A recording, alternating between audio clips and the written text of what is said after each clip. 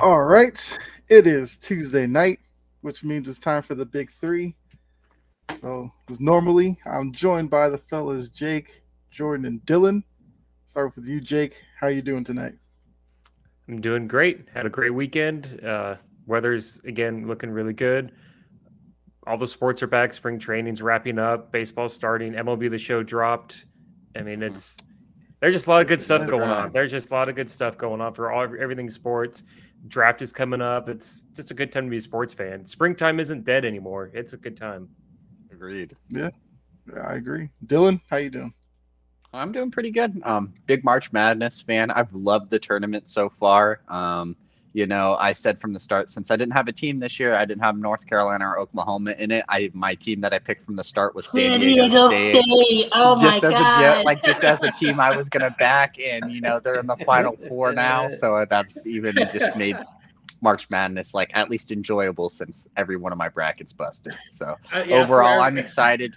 Free agency's been good. I'm getting more hype for the draft because I'm attending this draft, which is going to be very fun as well. So, yeah, springtime isn't dead. It's getting to the point where spring is very interesting. The playoffs are about to Mhm. start as well for the NBA. So it's getting good. It's getting good.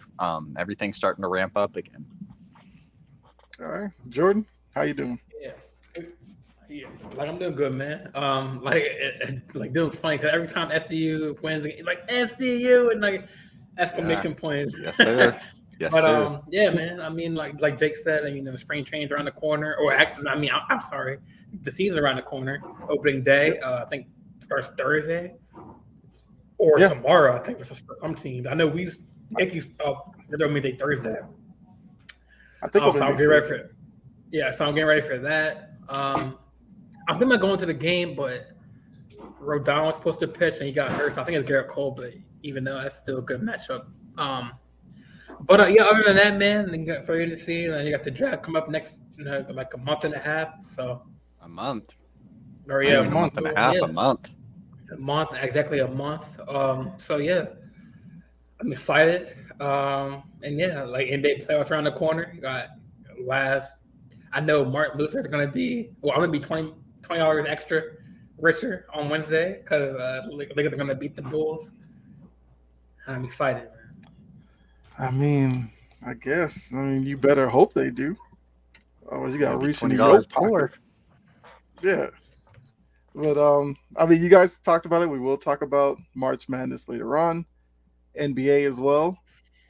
MLB the season starts, but I feel like we do need to start with Lamar Jackson. Our favorite You know, subject.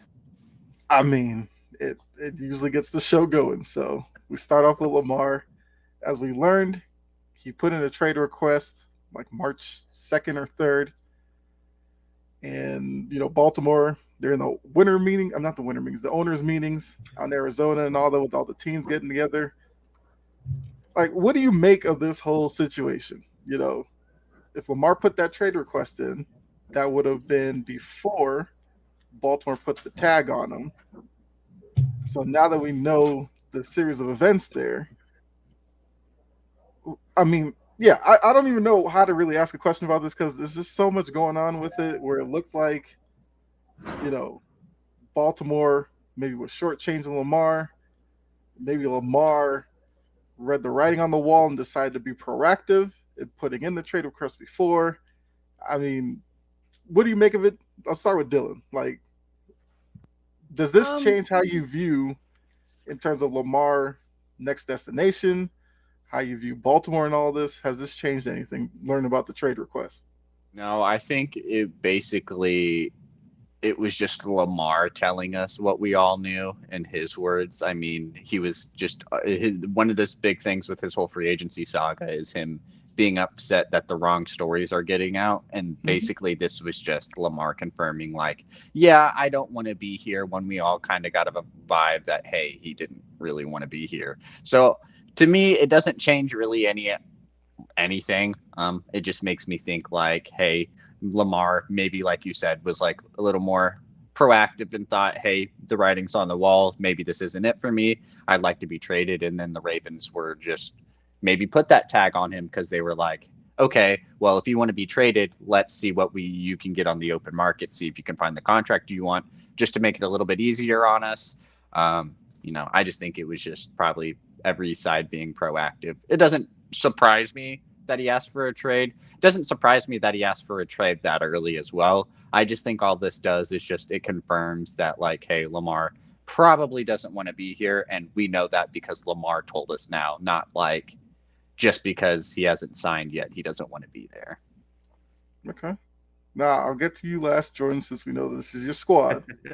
So, Jake, what do you make about this whole situation? I mean, this wasn't surprising. This doesn't change my viewpoint on how I kind of figured the Lamar Jackson saga, whatever you want to call it, the drama, how it would unfold. To me, it just felt like the relationship has been broken and it was heading towards divorce, towards a split up. And this just kind of reaffirms that. It felt the vibes that I got in the regular season was that Lamar Jackson wasn't happy. He wanted the contract. He probably would have came back and played in those last games if he had guaranteed money because he didn't want to pull an RG3 and get hurt, but he didn't have that money. So he decided to protect himself. That's a whole different debate we could talk about. And just the vibes just felt very off between the front office and Lamar. It doesn't help that Lamar's being his agent is his family, which I don't think is ever a smart idea. But this just smells of a situation where both teams just need a fresh start, or both sides need a fresh start. Lamar, it would be better to go into a situation where he feels wanted and respected, and the Ravens can get a deal on a quarterback that they would feel like they would want. It just feels, I don't know, it just feels ugly. It's good for Lamar for keeping it. I know you're shaking your finger at me, Jordan, but like also Lamar kept this kept this private for almost a month. Like that's pretty good on his part. It shows, I think, that he wanted to do what's best for the organization. He didn't want to throw him under the bus. He didn't want to make this uglier than it had to be. But at some point, Lamar's just got to be like, look, I have to tell my side of the story. It's unfortunate, but I don't just see this ending with Lamar suiting up in purple in September. I don't see it. Okay. All right, Jordan. So now, because you were somebody who, when this first started, you thought Lamar was coming back. You thought he was going back to Baltimore. I mean, I still do think he's coming back. Okay, that was going to be my question. Do you still think Lamar's a Raven when the season kicks off next season? Yeah, like both Dylan and Jake said, I mean, this is really no surprise. Like, I mean, obviously the Ravens screwed up. I said this tons of times that, the front office kind of screwed up and not giving him that major deal after his MVP season. That kind of like screwed everything up. But I mean, I'm assuming that since he got traded, I mean, hold on a second, put my thing on mute. But like, as I'm assuming that the tweet, it wasn't a new tweet because he probably just had it like it is, kind of had it as a draft, because that's what he. So, and I think that. Like you see, like Kyle, you see me like say in the group chat that I think Ravens still would have kind of the leverage in this situation because now Lamar kind of has that leverage too since the tweet is out. But they slapped the franchise tag on him.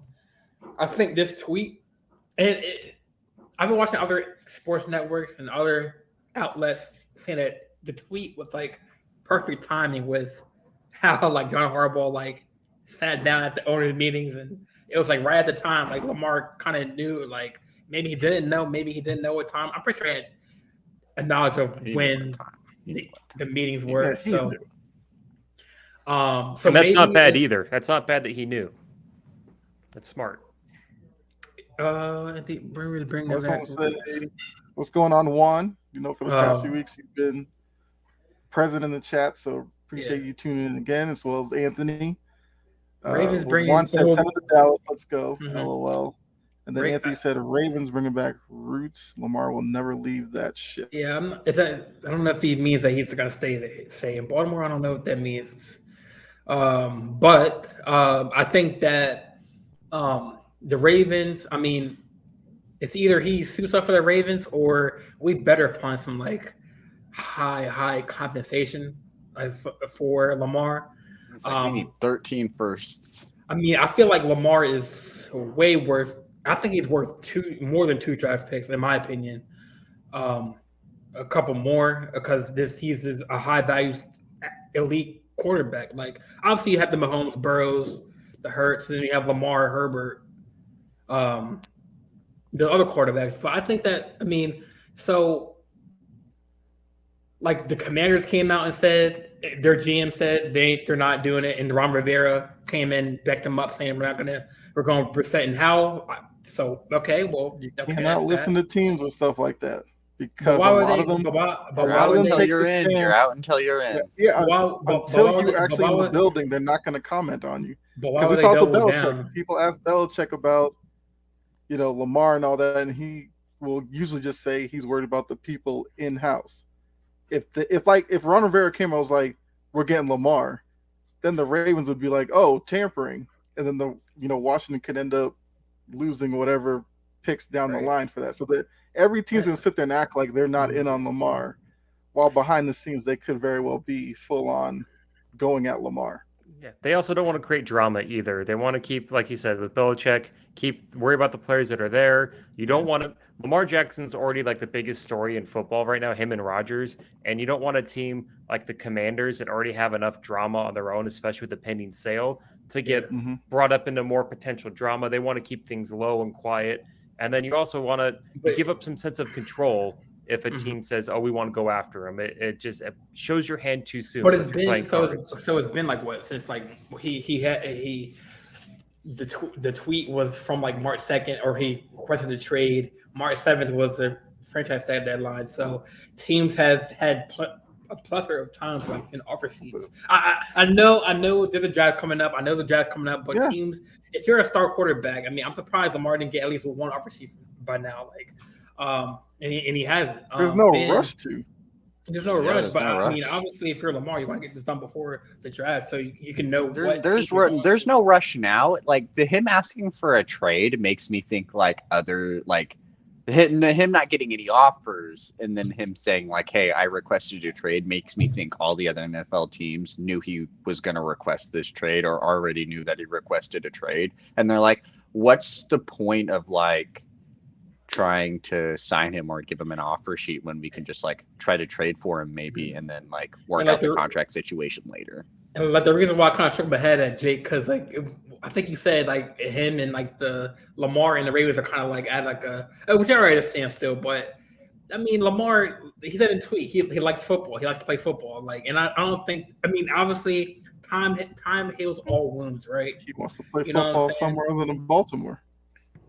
Yeah, but just like Anthony said, it's the money. The problem is the money, right? Yeah. And if a team offers him something, Ravens will match the offer.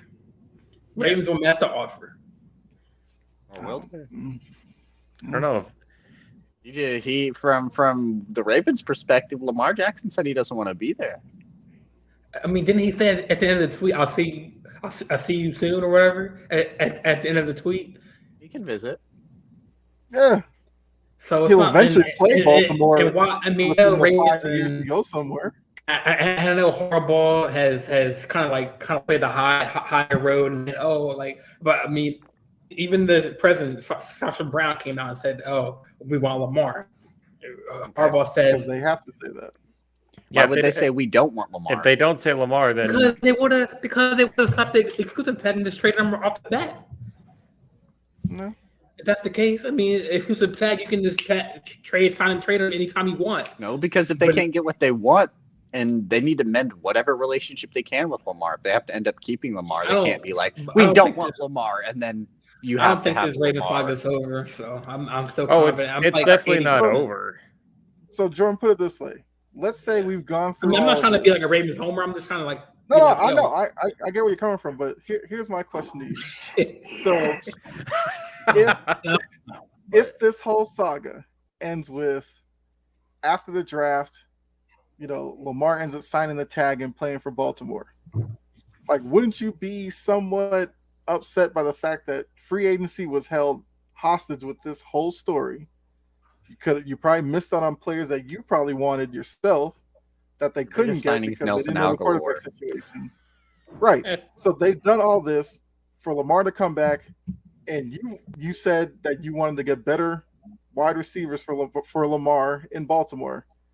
All they've gotten is Nelson Aguilar. It's still can like tell you with who D-Hop, Nelson Odell Aguilar- Beckham. Well, I think they said Sutton is like tradable. That's what Sean Payton said the other day. I mean, I guess if you can, if you end up with Aguilar, OBJ, Lamar, And Bateman, and maybe a rookie of Jackson Smith and Njigma. Maybe. Well, depending on what that's an interesting piece of this, because like, okay, if we do trade Lamar, we're looking in that 1 through 10 range in the draft. Colts probably. I've heard the Colts are the front runner. Like, obviously, they said, oh, they want to sign or trade for Lamar. They said that they want. I think the GM has said that. I feel like at this point, you should want that trade to go through. At this point, just know that you're getting something for Lamar and not sitting here in limbo wondering, who's going to blink first. Does Baltimore change their stance and bring Lamar back? If Lamar comes back, is he going to actually be happy in Baltimore? I think the reason at why least Lamar you get the number 4 pick out of it, you can be like, oh, we lost Lamar, but now we can start looking at Richardson, Levis, whoever at 4. And just move on from it. Would be weird there. It would, yeah. Yeah, I would. I assume it's probably Richardson. I think my thing is with this whole tweet. I think Lamar put this out legit, like perfect timing with the whole orange meeting interviews and the media, is because he's probably like, he's probably like making the Ravens think like, you better pay me or I'm out. You know what I'm saying? It's like I told you what saga the whole time. I don't think that has affected. I don't think he's officially out. You know what I'm saying? Like, I don't think he's out. I don't think he hates Baltimore. I don't think he doesn't want to play for the team. Obviously, he likes the team. It's just like he wants the money. Or he's eager to get traded. That's why he let it be now. All right, so Brett said, is he worth 2 firsts and paying 45 to 50 million when he hasn't been able to finish the season the last 2 years? Not to mention he left the playoff game against the Bills early with an injury 3 years ago. 3 seasons in a row that's ended with injuries, so I understand why teams would hesitate. Anthony was so he said, plus I think teams are waiting until after the draft so they won't give the Ravens a high draft pick. Anthony, we've kind of brought that up for the past couple of weeks. That's why I think this thing's going to get dragged out even longer. Brett says, if you say we don't want Lamar, you just nuke your trade leverage. Ravens meet with OBJ. And Anthony also added, I'm not giving the Ravens a number 4 pick. They can have my next. Why not? I mean, he's way valuable than the number 4 pick in the draft. The point is, if the Colts can take number 4 this year, wait till after the draft, trade for Lamar, that means you're trading 24 and 25, not this year. So now you're bringing in Lamar with the number 4 pick. So you think teams are waiting after the draft to like lowball the Ravens? That's been my stance. Oh, absolutely. That's been my stance the whole time. Yep. The only team that I could see that would potentially do it this year would be Detroit, because they have 2 first-round picks this year. Yeah. They have a pick in the late teens, and they keep their number 6 pick. I think it's this year. The next year they give another pick, and that team is super excited. I mentioned that either last week or the week before. If like the Falcons, who I think should go after Lamar, as much as being unbiased, I hate the Falcons, but they should go after him, but they should do it after the draft, because that team would be significantly better. You're talking about a pick that's probably 25th in the next 2 drafts, as opposed to wherever they're drafting this year. Well, teams are going to teams are going to lowball the Ravens like that. This is just like it's not lowball necessarily. It's just smart. It's just smart. I mean, but we need compensation if that happens after the rules for the compensation are 2 first-round picks. Yeah. That's the rule. The Ravens. I'm saying after the draft. I say after the draft, you don't get shit basically. But that's what y'all. No, you just get the next 2 years draft. Yeah. Yeah, but we need players now. Yeah, you just don't go. You don't get instant compensation. You're still getting compensation. You just don't get it for the now. Right. Yeah. The point is the Ravens signed a non-exclusive tag on Lamar Jackson, knowing that the rules for a non-exclusive tag are if they don't match the offer, they get 2 first-round picks. The Baltimore Ravens knowingly took that risk, and so you can't be complaining we need more compensation if other teams are just following the rules that are set by the CBA. Baltimore already said we think he's worth 2 first-round picks if you want him. Yeah. So it's just So Baltimore, if they wanted to, I mean, the next step for them could be rescind the tag, work out a different trade where now you're not confined to the 2 first-round picks this year and next year, or next year and the following year.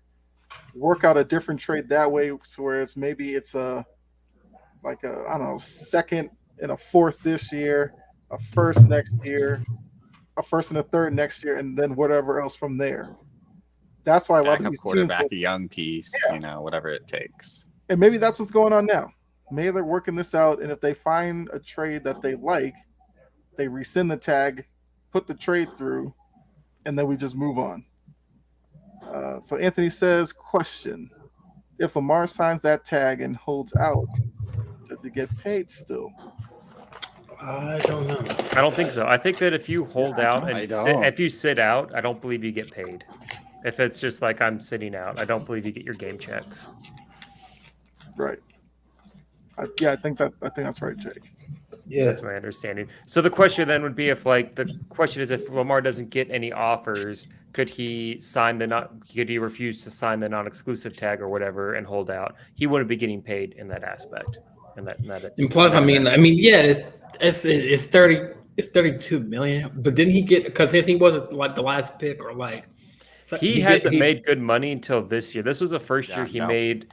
As far as NFL goes, big dollars. This is the only year he's made that. I think his rookie contract was like 1.7 million. I heard. Yeah, he's made peanuts for what he's worth. But 32 million. I mean, I wouldn't be as happy. I'm playing, but 32 million. That's still like, obviously you want more than that. You have to look at it from a sense of value. Like obviously to normal people, 32 million is that's awesome. Yeah, that's amazing, right? I wish I had 32 million. Yeah, I'd take it too. But we're talking about these as top 1%ers in the world that they're looking at it. They're saying these owners are making millions of dollars. My peers are making, in the 100, 200 guaranteed range. For me to make 30, that's not being smart business for myself. And I need to get paid what I'm worth for any athlete. Well, yeah, they could tag him for 2 years. I think any team can tag anybody for 2 years. I think so. Yeah. Pretty sure Lamar is trying to avoid that. No, he doesn't want the trade request. He just wants to get that money. That's all. But money. Fair. Nobody wants to be tagged. Money is the root of all evil. He wants the years. The money will come with it, but he needs the guaranteed years because being out 3 years in a row, like Brett said, the playoff game. Wait, was he hurt that Bills game? I thought it was just that. I thought it was just. It wasn't the second Titans game because we beat the Titans the second time. I'm trying to see what Brett was talking about. Against the Bills, he put, not the Titans. Because we didn't make the playoffs last year because he got hurt. He's going 3 years ago. I think it's him 3 years back. 3 years. 2 years ago. Then last year he got hurt at the end of the season.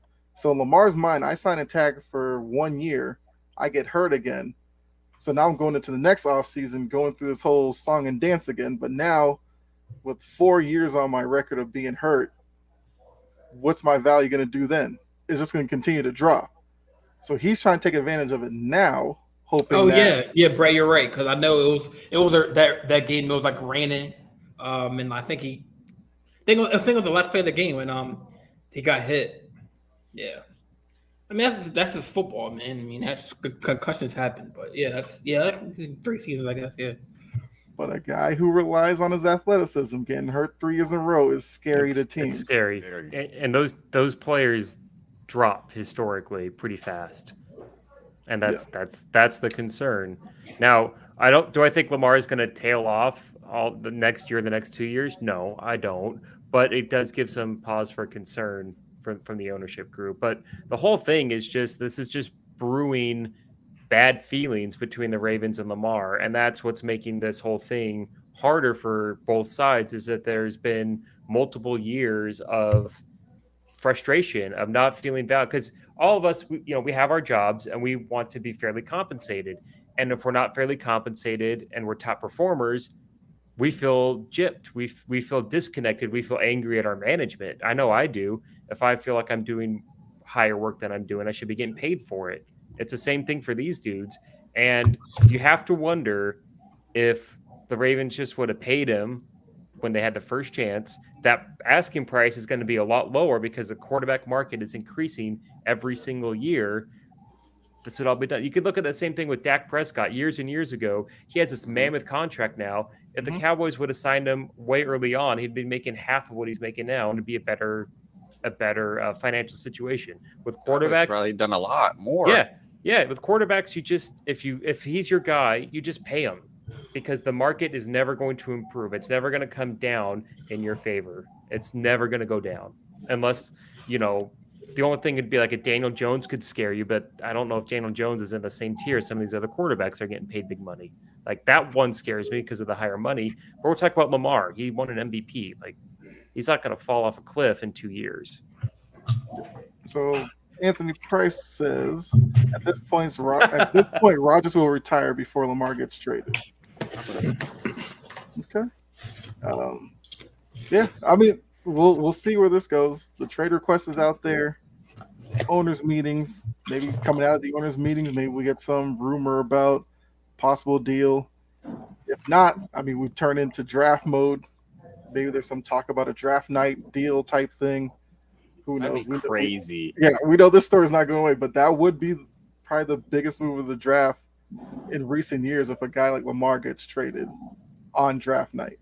Yeah, not a lot of, and it's like in the NBA, you see a lot of players get traded on draft night, but it's not like that in the NFL. Not a lot of people get traded on draft night. It's mainly picks. So Lamar goes. The last one was like Hollywood Brown. That was like 2 years. That was rare. That was rare. That was surprising. Like that was a big deal. Everyone's like, "Wow, a player got traded." Like we don't see those things very often. To be fair, I didn't expect him to be traded in the draft, but Hollywood Brown was. I mean, he was a good wide receiver, but he was dropping passes.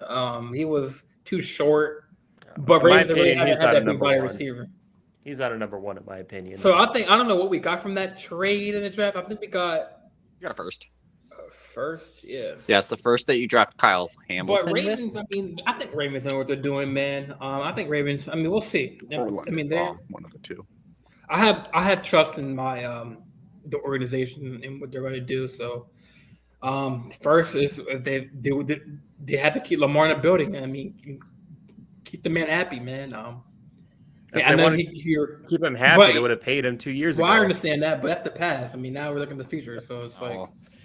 Well, the present says he wants out. But now Ravens really had to be earnest because now I heard a report saying that Staley wants to extend Herbert, but they said there's no rush on a contract, but they should get it done before the draft. That's what he said. So Ravens have to again step it up and put the gas on the pedal, man, or put the foot on the pedal, man, because the teams are going to start extending quarterbacks. The market's only going to go up. So exactly. Ravens have to. Either do something now before the draft. I'd rather have done something before the draft so we can start making whatever is left in the market free agent moves. And then we still have to draft a receiver or whatever. So I don't know about Holly. I don't know. I think he was. You don't let Pro Bowlers. You don't let Pro Bowlers just walk out the front door. I mean, one question I want to. I'm taking our Pro Bowl before Mac Jones. Like realistically, Tyler Huntley's probably going to be the starter next season. Like realistically, Huntley will probably be the starter next season. That's what. Even if you draft a rookie, he isn't going to probably start over Huntley. One question I want to ask is, when we have a superstar NFL player ask for a trade, when does it not happen? Like when a quarterback is unhappy in a situation. It's not very often that the guy just sticks around. And I think it's like that with most players, to be fair. Like, I think the Tyreek Hill trade is a perfect example of that. It's like, man, like the rumor of him possibly being traded happened all in a day. Like, like when I can't stress that enough. I was literally like looking on my phone and it was like, oh, Tyreek Hill could possibly be traded due to contract disputes. And then it was like, oh no, this is like serious in like 45 minutes. And it's like, actually he has a choice of two teams like an hour later. And then it was like, oh no, he's traded. So it's like, man, if they want out, teams get desperate. They're like, okay, like whatever, if you don't want to be here, like we'll get some compensation. We'll get something. We'll go a different way, like whatever. The only situation the Tyreek has to go one because I was in class. So I remember like, oh, is it going to the Jets? Are going to Miami? Then boom, went to the Miami. So the Jets, I think they were one of the teams to get him too. And then he like kind of like when he got traded to Miami, he kind of like mocked the Jets. Oh, or he's some kind of post he made.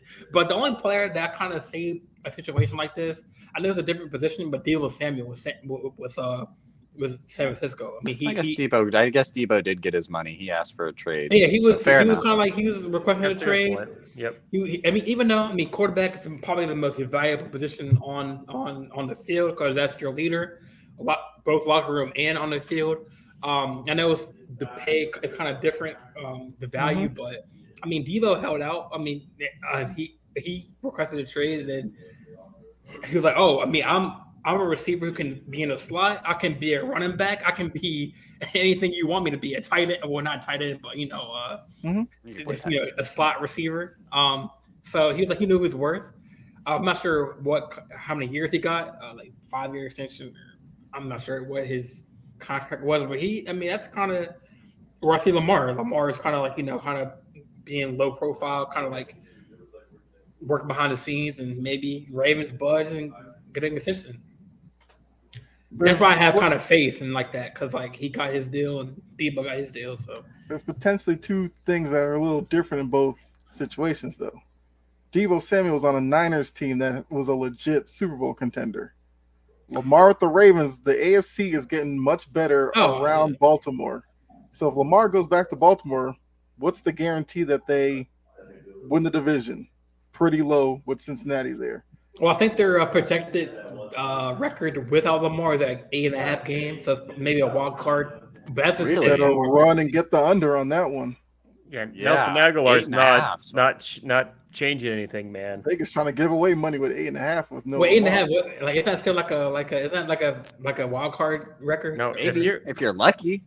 But no, wild card's probably 10. And the NFC, and the 8.5. So if you go over, it'd be 9 and 8. The NFC, absolutely. The AFC, you're that's pretty tight. AFC, you need 10 popcorn. Watching the games. Yeah, you need to feel comfortable. You need 10.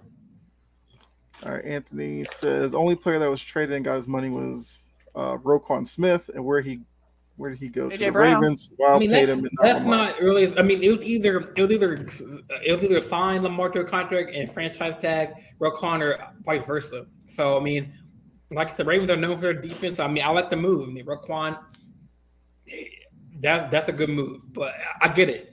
Lamar has been there before Roquan. I get it. Lamar should got the money before, but that at least solidifies that spot on that defense for a couple years.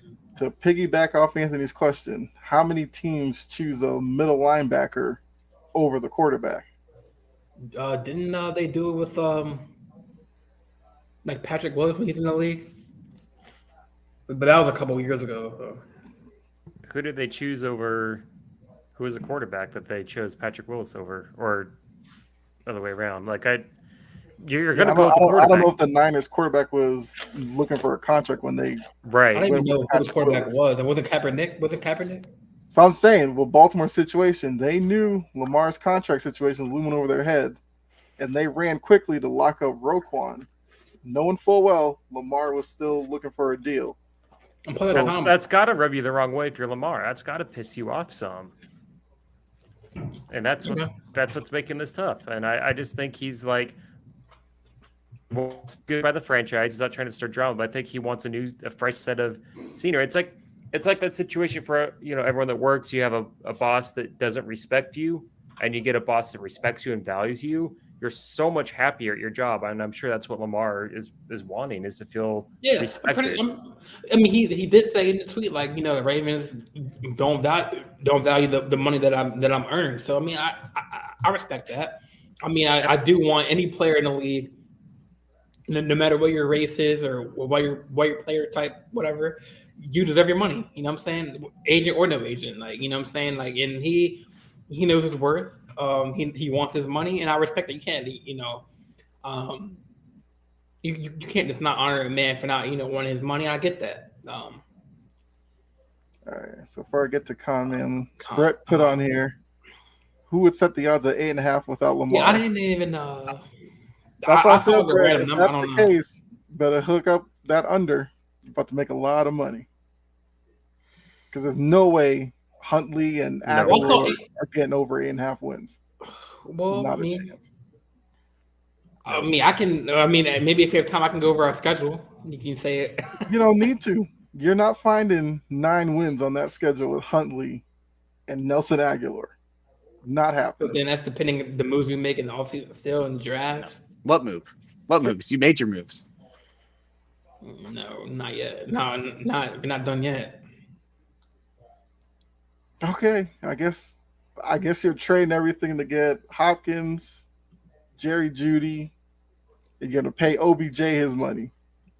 Okay, I'd still take the under, even if you pulled all that, because I don't think Huntley's the guy to get them the ball. You have to have someone to throw the ball. And look, I like Huntley a lot. Huntley, he can throw the ball, he can throw the. It's not like he's a trash quarterback. Not 9 wins worth. What was the Ravens' record after Lamar went down with injury and Huntley was starting?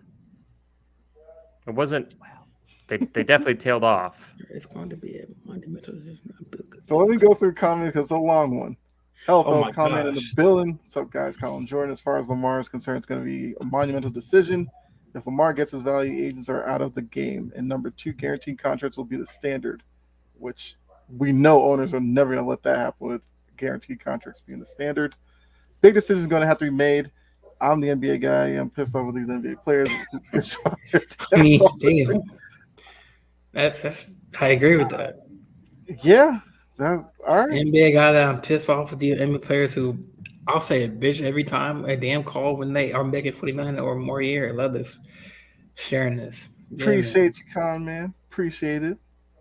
Then Anthony said, got Con Man writing the whole essay. Hey, that's Con Man. It's fun. It's good stuff.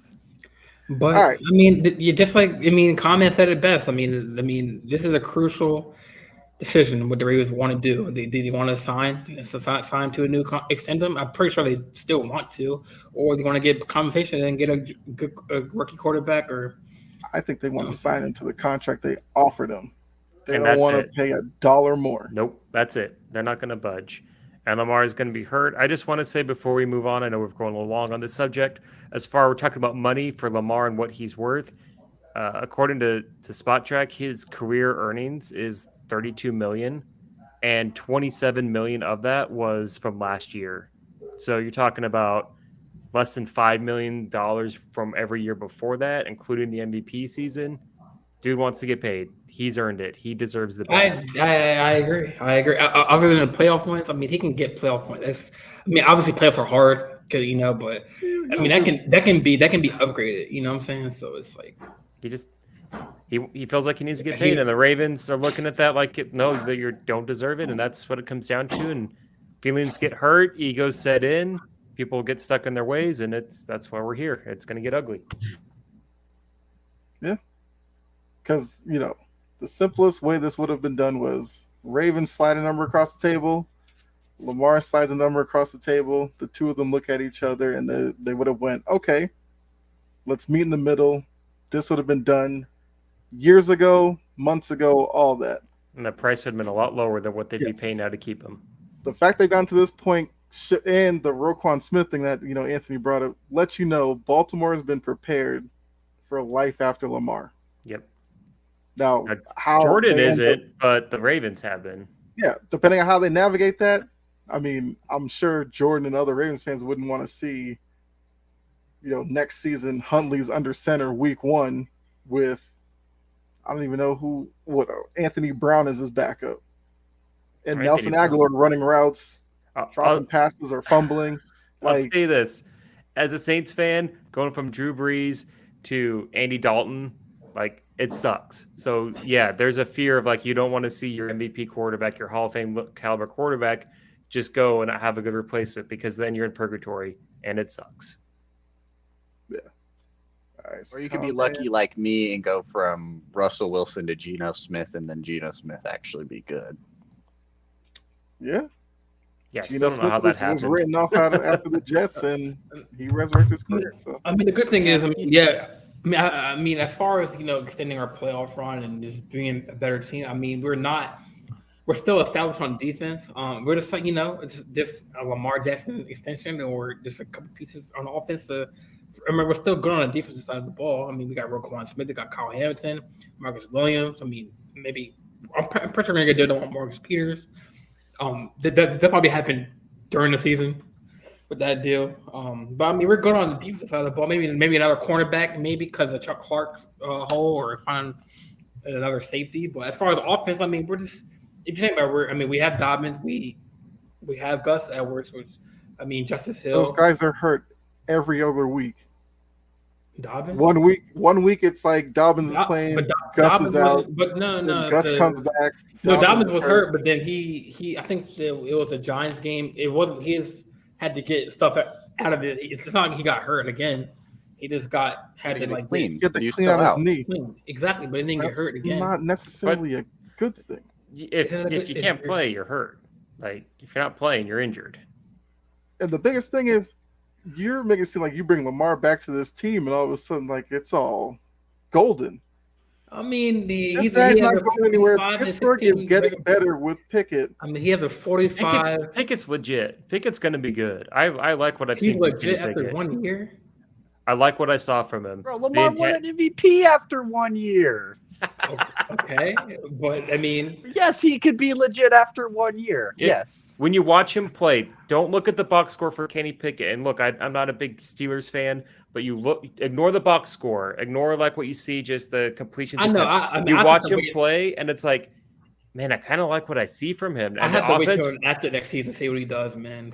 Sure. I'm not saying he's going to be like a Pro Bowler or an All Star kind of a deal, but I like what I've seen. As a Ravens fan, I don't know. Look, I know you hate the Steelers, and that's great. But you're right. I support that, but yeah, like after Roethlisberger, that's a good pickup for them.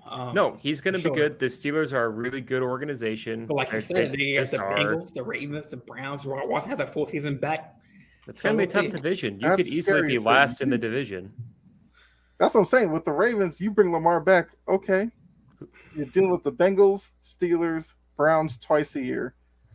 The Dolphins, we'll see what they do with their quarterback position, but they seem like a team ready to go. I'm still not giving up. I'm still convinced it's going to happen. The Chiefs aren't going anywhere. The Chargers, if Staley gets his head on right, they're a good team. Trevor Lawrence in Jacksonville, they're kind of making moves. If Calvin Ridley comes back and doesn't have a lot of rust on him, that's a team that's legit. Mm-hmm. Like the AFC is significantly. The good teams are in the AFC. Yes, I mean maybe Lamar's looking at get me to the NFC, let me do some work, but because I doubt Baltimore wants to trade him in the AFC. I kind of doubt that. Yeah, no. Which is why this whole thing. Comment brought it up. Lamar to the Patriots. The bad blood between Baltimore and New England, I'd find it hard to believe that they're going to turn around and trade Lamar to New England. I don't think they want to do that. Unless if Lamar were to come out, which Meek Mill says he wants to be in New England. But even then, I don't know if Baltimore necessarily would do that for him. Hold on, let me get to these other comments here. Brett says, can't wait to see what Jordan Love is made out of. I'm very intrigued. Brett, thankfully, Green Bay made that decision because the Aaron Rodgers thing was played out. Yeah, comment. We know it's you. You got to explain yourself. I just saw a tweet. It was like, I guess Lamar needs to tear an ACL and pull his meat out at a massage table for the Falcons to show interest. That's wild. I just want to say, Jordan, you mentioned the schedule for the Ravens.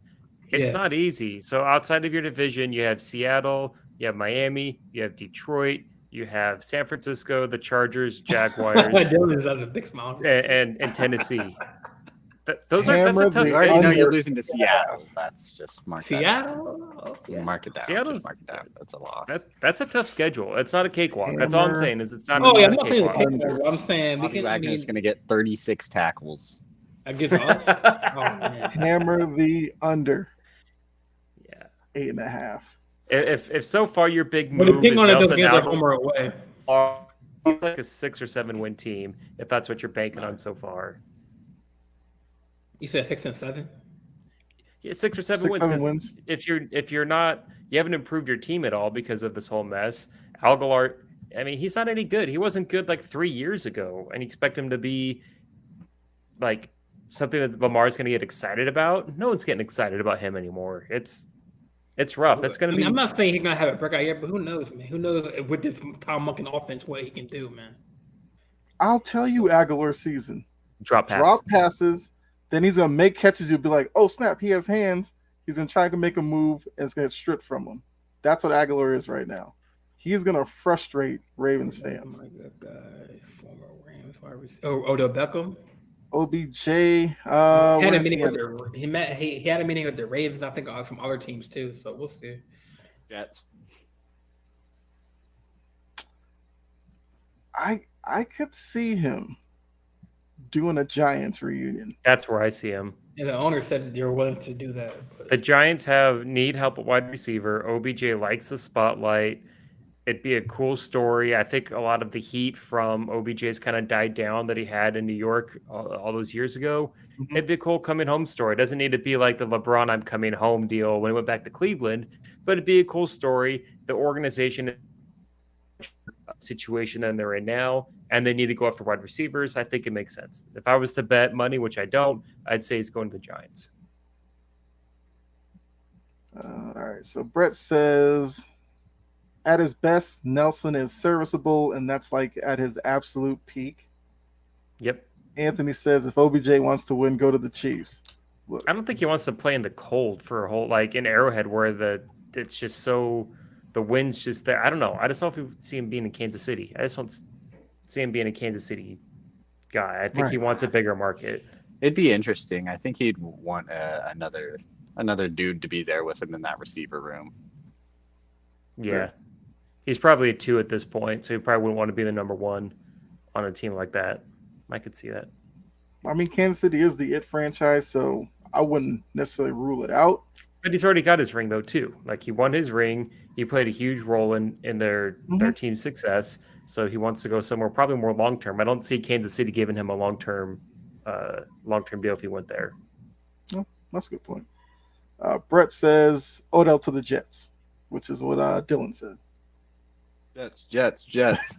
I would love it just for the chaos with Aaron Rodgers, OBJ, the New York media, Odell going to the other New York team. Just give me more chaos. Give me more stuff to talk about every week on shows like this, man.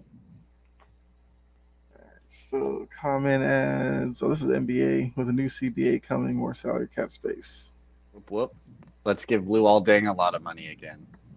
Oh wait, no, he's talking about NFL because NFL has a new yes. CBA coming as well. Yeah, I thought it was NBA at first, but yeah, that's gonna be interesting as well. 2 years out. Yep. Mm-hmm. Also, I think I skipped another one from comment. Let me go back up real quick. Yeah, where he was kind of promoting the show. Check out my show. Nate Archibald, Dana Barrows coming in a couple of weeks. Ooh. Dana Barrows he's from Mattapan, I believe. My neck of the woods, so I'll definitely check in that. Tune into that. All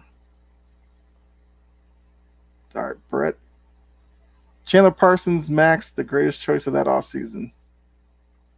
I still think it's Timothy Mozgov. Nicholas Batum. Like there are so many crazy people who just got but like Batum's turned into he's kind of saved his career. Yes, like definitely. Like Mozgov was just garbage. He was from the He was not worth any piece of that contract in Charlotte. Absolutely. In Charlotte, though. No, you're 100% correct. But at least he plays. Like Mozgov did nothing. You knew that contract was bad the moment it was inked, and yeah. But the thing with Mozgov was he'd have like a random 20 rebound game, and you'd just be like, "What? Where did that come from?" And then he'd go into obscurity for like the next 3 weeks.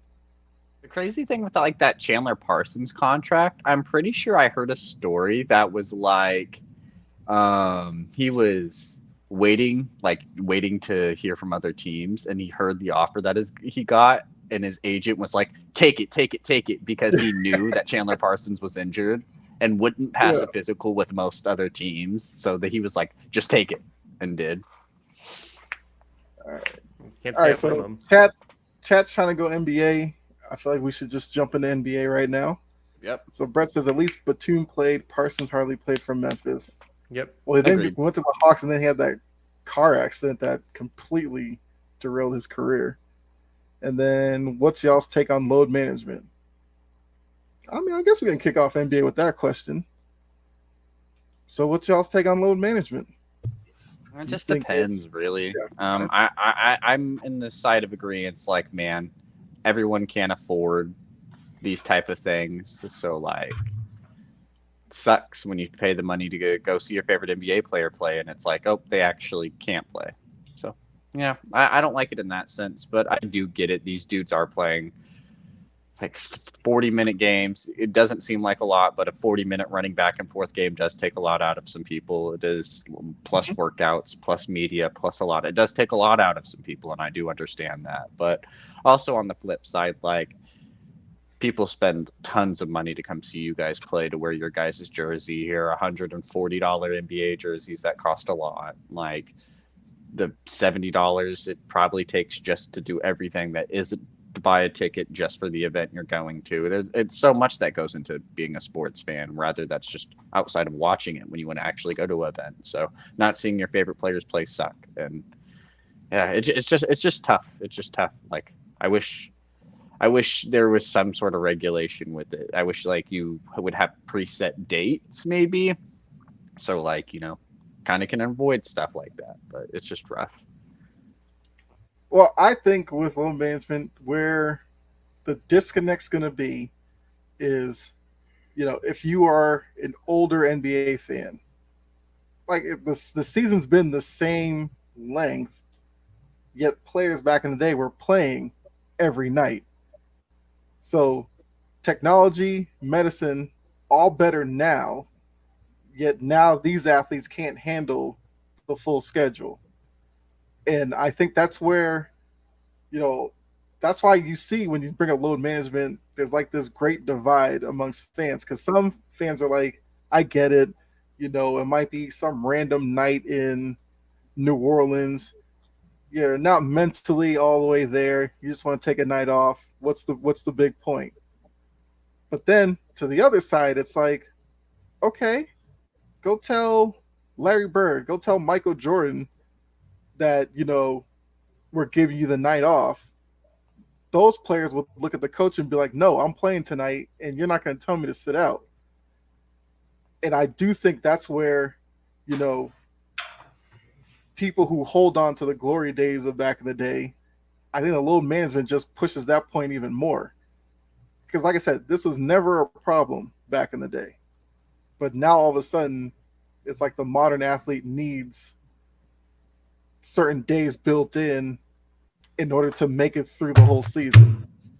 And that's why I kind of don't understand the whole load. Like, if you're legitimately hurt, at that point, it's not load management. You're just on the injured list. But some of these players where now it's like teams are kind of making up little ailments to give players a night off because they don't want to look bad, like, San Antonio a couple of years ago, where I think they put like Tim Duncan sat out for like old age or something. It was just like, all right, clearly Popovich is just throwing it in the face of everybody. Right. So it's like, it's real tricky.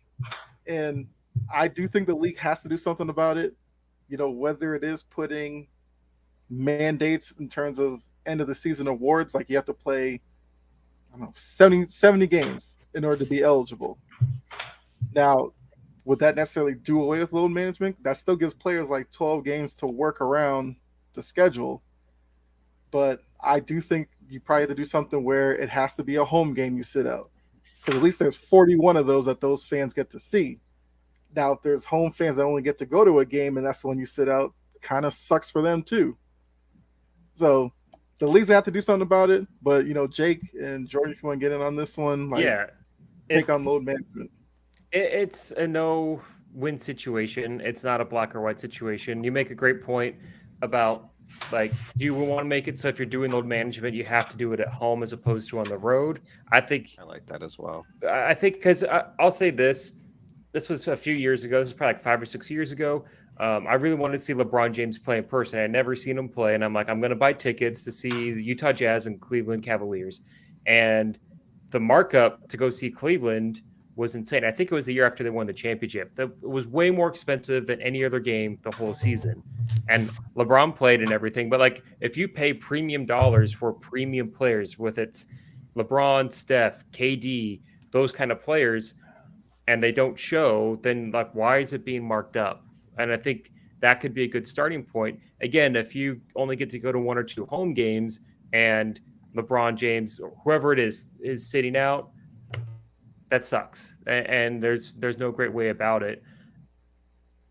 It's interesting that sports science has improved so much, but we don't have a way to get people to play every night. Like, but it was also kind of rare. Like Karl Malone and John Stockton played every game for the bulk of their careers, and they were outliers there. One thing to note for other players that played a lot of games, Larry Bird didn't play a long career. Like once his back went out, he was done. I think he played under 1,000 games. Isaiah Thomas, I think he was done at like 32 years old after an Achilles injury, but they played every day. So we are seeing players play longer as far as the age that they go, but shorter in the game. So I wonder if there's any correlation potentially to load management and getting more years out of your investment, which for owners, if they're like, hey, dude, I'm paying this guy years, I can't risk him being damaged goods after year 3. So we have to protect him. I don't like load management. I'll say that I don't like it, but I understand why they do that, especially for players that have chronic issues. Like if someone a big man has a bad knee and you're playing 3 games in 4 or like 4 and 5, you want to have him have a rest. I understand that. But the big thing comes down to is that the NBA games are too expensive to come to. I think if tickets were to drop, the issue wouldn't be quite as vocal. But I don't like it, but I understand it. I'll put it that way. I don't like it, but I understand why, because you're playing for a championship, and having your guy get injured for a month at a meaningless game in January and it affects your seeding, like that sucks. You don't want to do that if you can avoid it.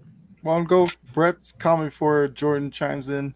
I think the issue is these players value their legacy. Nobody cares about the regular season anymore. Media and critics all devalue the regular season to such an extent that if I'm a player that cares about my legacy, am I going to risk an injury before the playoffs? Shoot, we've seen the question if CP3 is a Hall of Famer, and to me, that sums up why these guys load manage.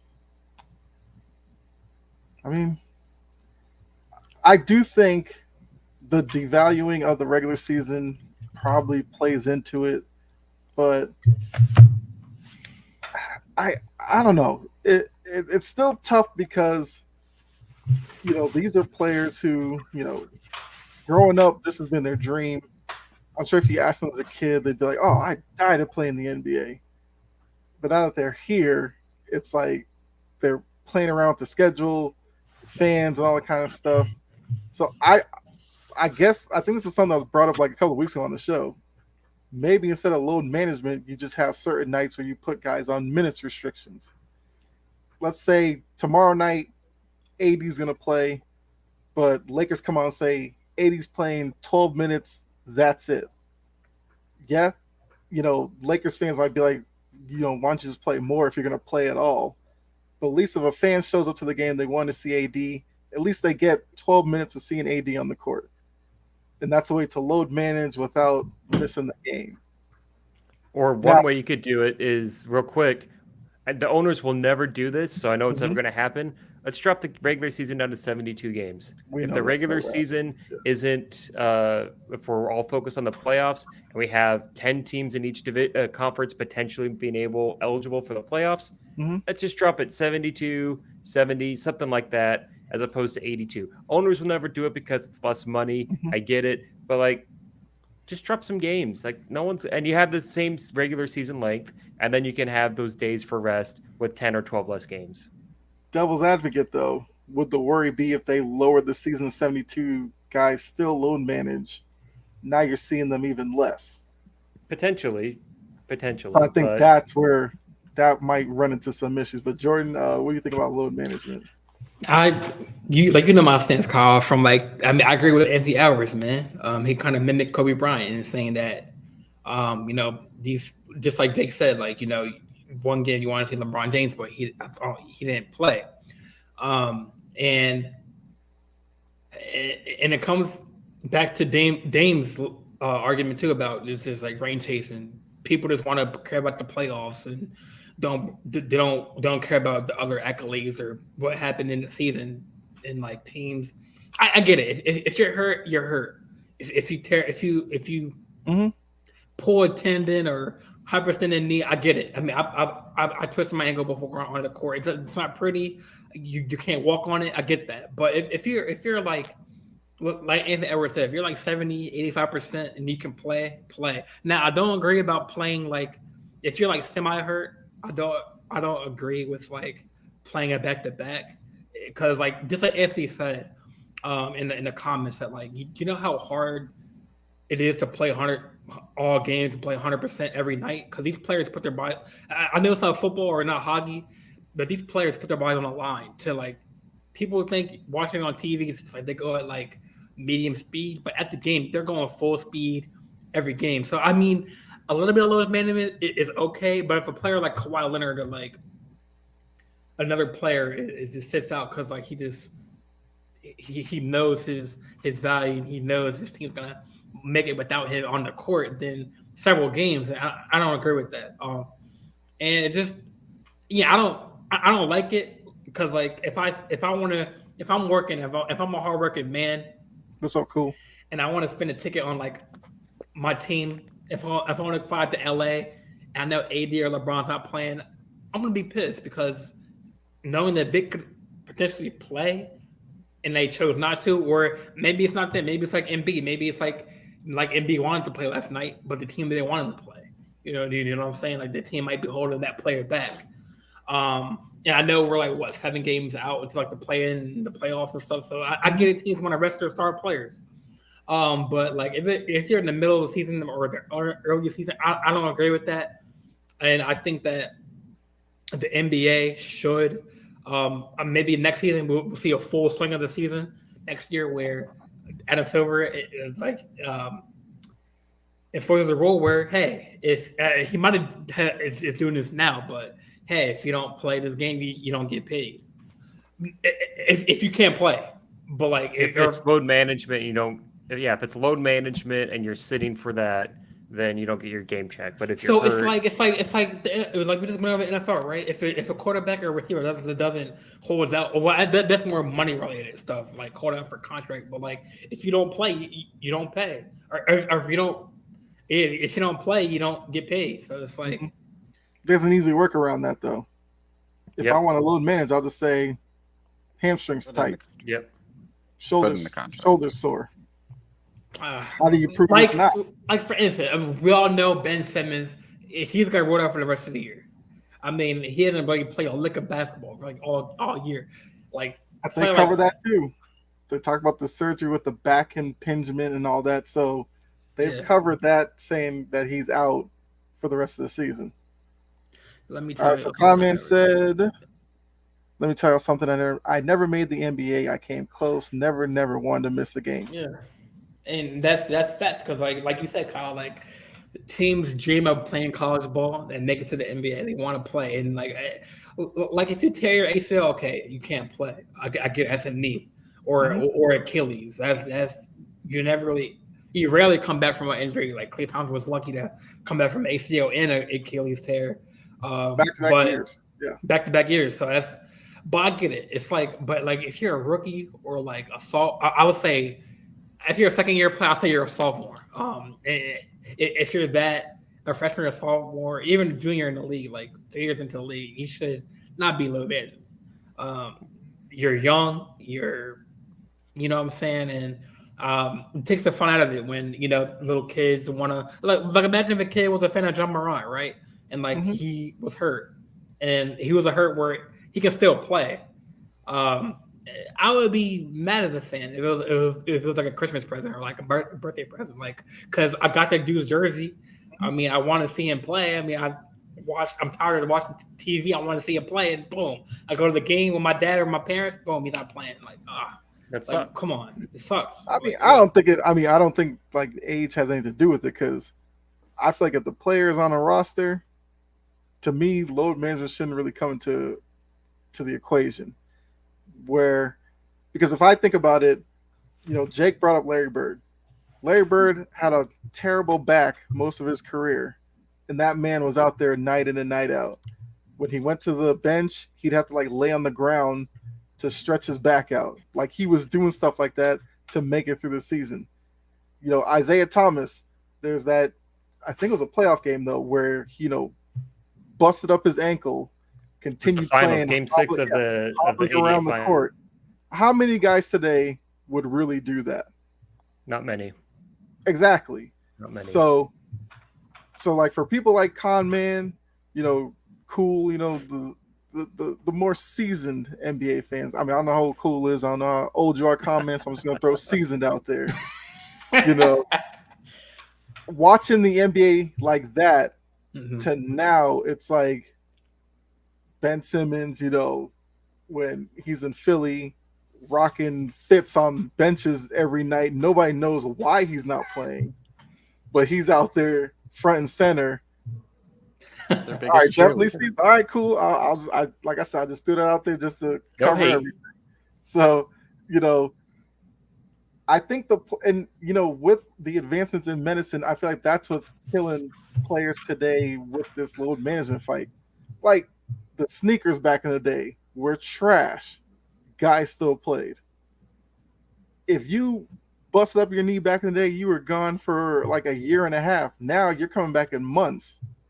So, yes, the injury risk has always been there, but for some reason, it's like today's athletes care about that more than back in the day. Yeah. And put that on top of back in the day, there was rivalries, players hating each other. I think so, this kind of comes into that as well. Let me ask as soft all because around. Con Man. Con Man. I said Anna. I stepped up a little bit. Con Man, I got a question for you, man. I get it. That's a good point. I was going to bring up that with Jordan. Jordan, he got beat up for 9 years. He made 82 games. Okay, but let me ask you this. Let me ask you, do devil advocate. If Jordan was playing in this era with the new medicine, do you think he would be sitting out, or do you think he'd be playing? Jordan would play 82 games today's game. He's wired that way. It's not because of the medicine, because obviously the medicine was worse than he did it. It's the mindset, and that's all what it is they don't have a mindset to do it because they're like, the only thing that would stop what's the worst that can happen? My team's going to be upset. Oh, well, I make $75 million. Well, I'm saying with Jordan playing on his current Bulls roster, do you think he would play 82 games a night and the Bulls would be better? The only reason he wouldn't is if the ownership, like with Embiid, said, we need to designate you for rest. That's the only way that Jordan wouldn't play 82 games because he's wired that way. Same with Kobe, same with other players like Bird would always want to play. Carmelo and John Stockton, guys that I grew up, that's just how they went. Yeah, I do agree that like the older generation, I guess. Okay, my bad. The seasoned NBA players are put some respect on their right. wisdom. I'm sorry, Cool and Khan and I think Brett's in his 30s. So I think seasoned veterans, or seasoned NBA fans. I would say that for the seasoned NBA fans, I would say yes. The players in that generation were much less softer than today's generation. Like like you just mentioned, Bird. I mean, no player would probably do that ever in this current NBA modern day game.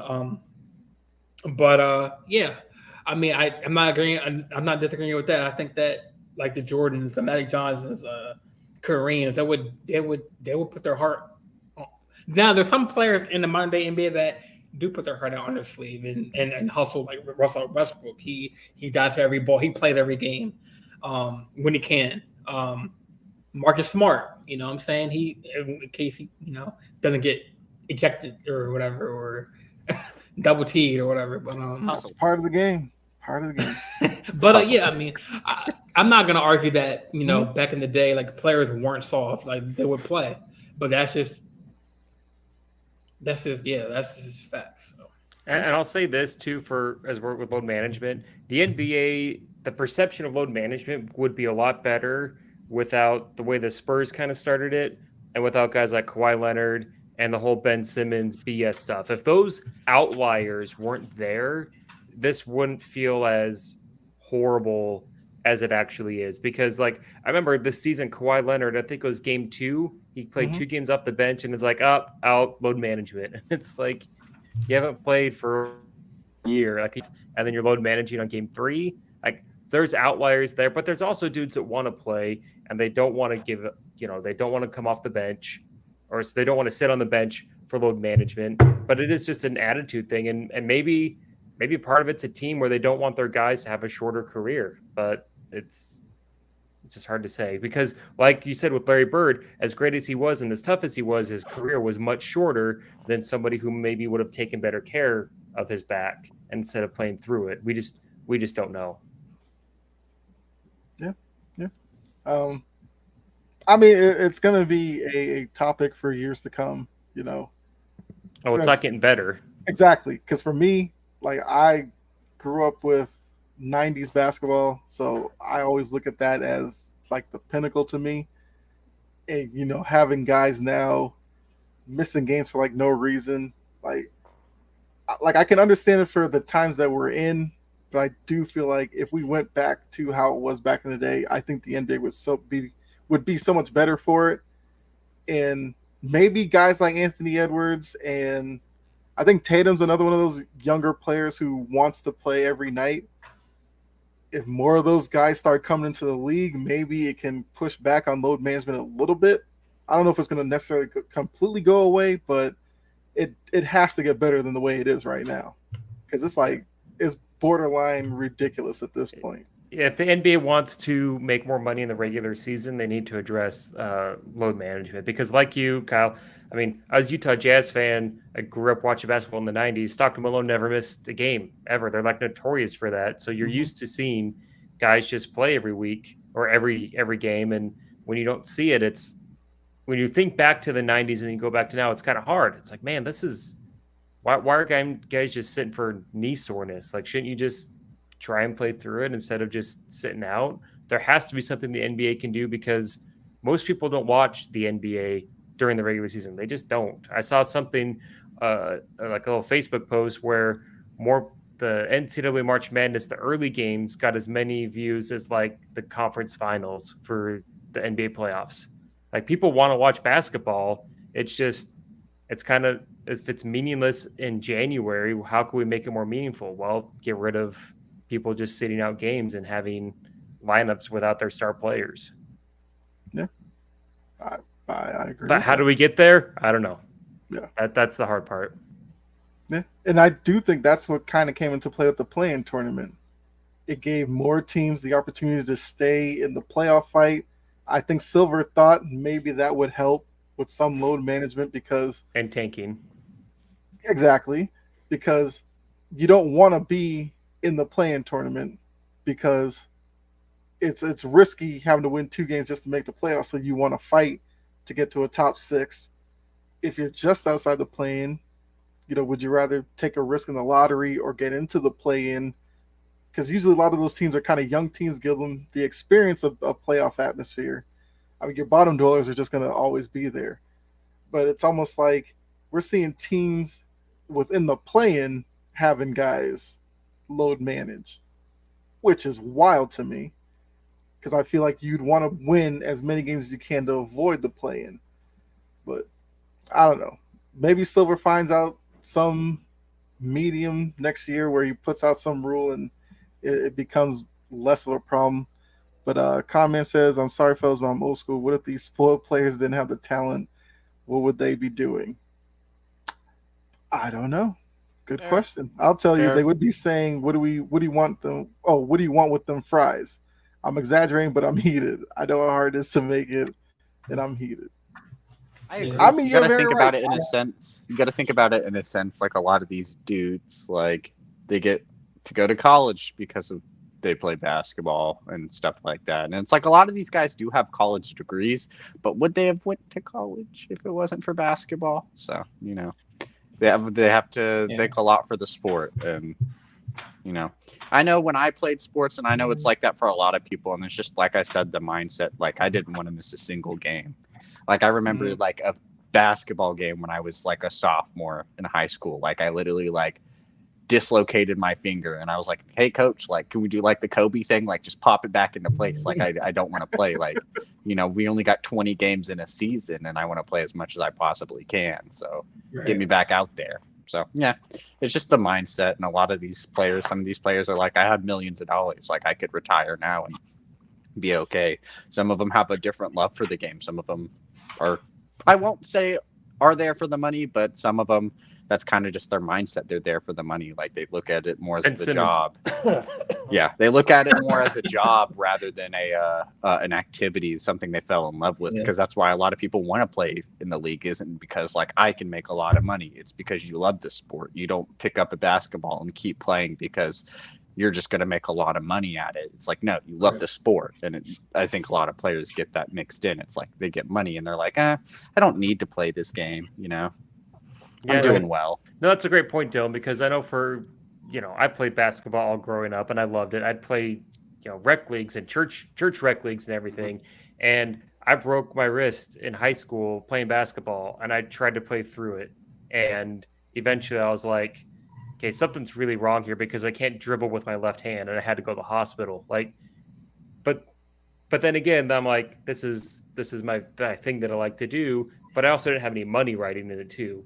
And maybe that's where these players are looking at that next contract, similar to like Lamar, where he's like, man, I got to protect it so I can have the money that I'm worth.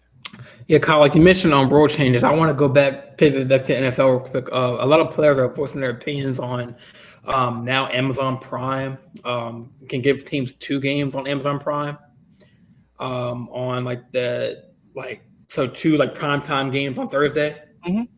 And players are voicing their opinions, and they're like, oh, like people are like shaking my head. And I think RG3 came out with like, oh, you want to focus on player health, and then but y'all are doing this back to back. So I don't know. I mean, this is brand new. They just did the whole CBA or the whole like NFL rule changes. I guess like they voted on the rules. I mean, but I guess that's a different topic for a different day. But I mean, yeah, NFL players, they don't like Thursday. I get it. I don't like Thursday games. I'll be honest. Put it on Saturday. They don't want to do Saturday to mess with college football during the year. It's a whole thing. Then put them on Sundays. Right. Exactly. Like I understand the hatred for the Thursday game.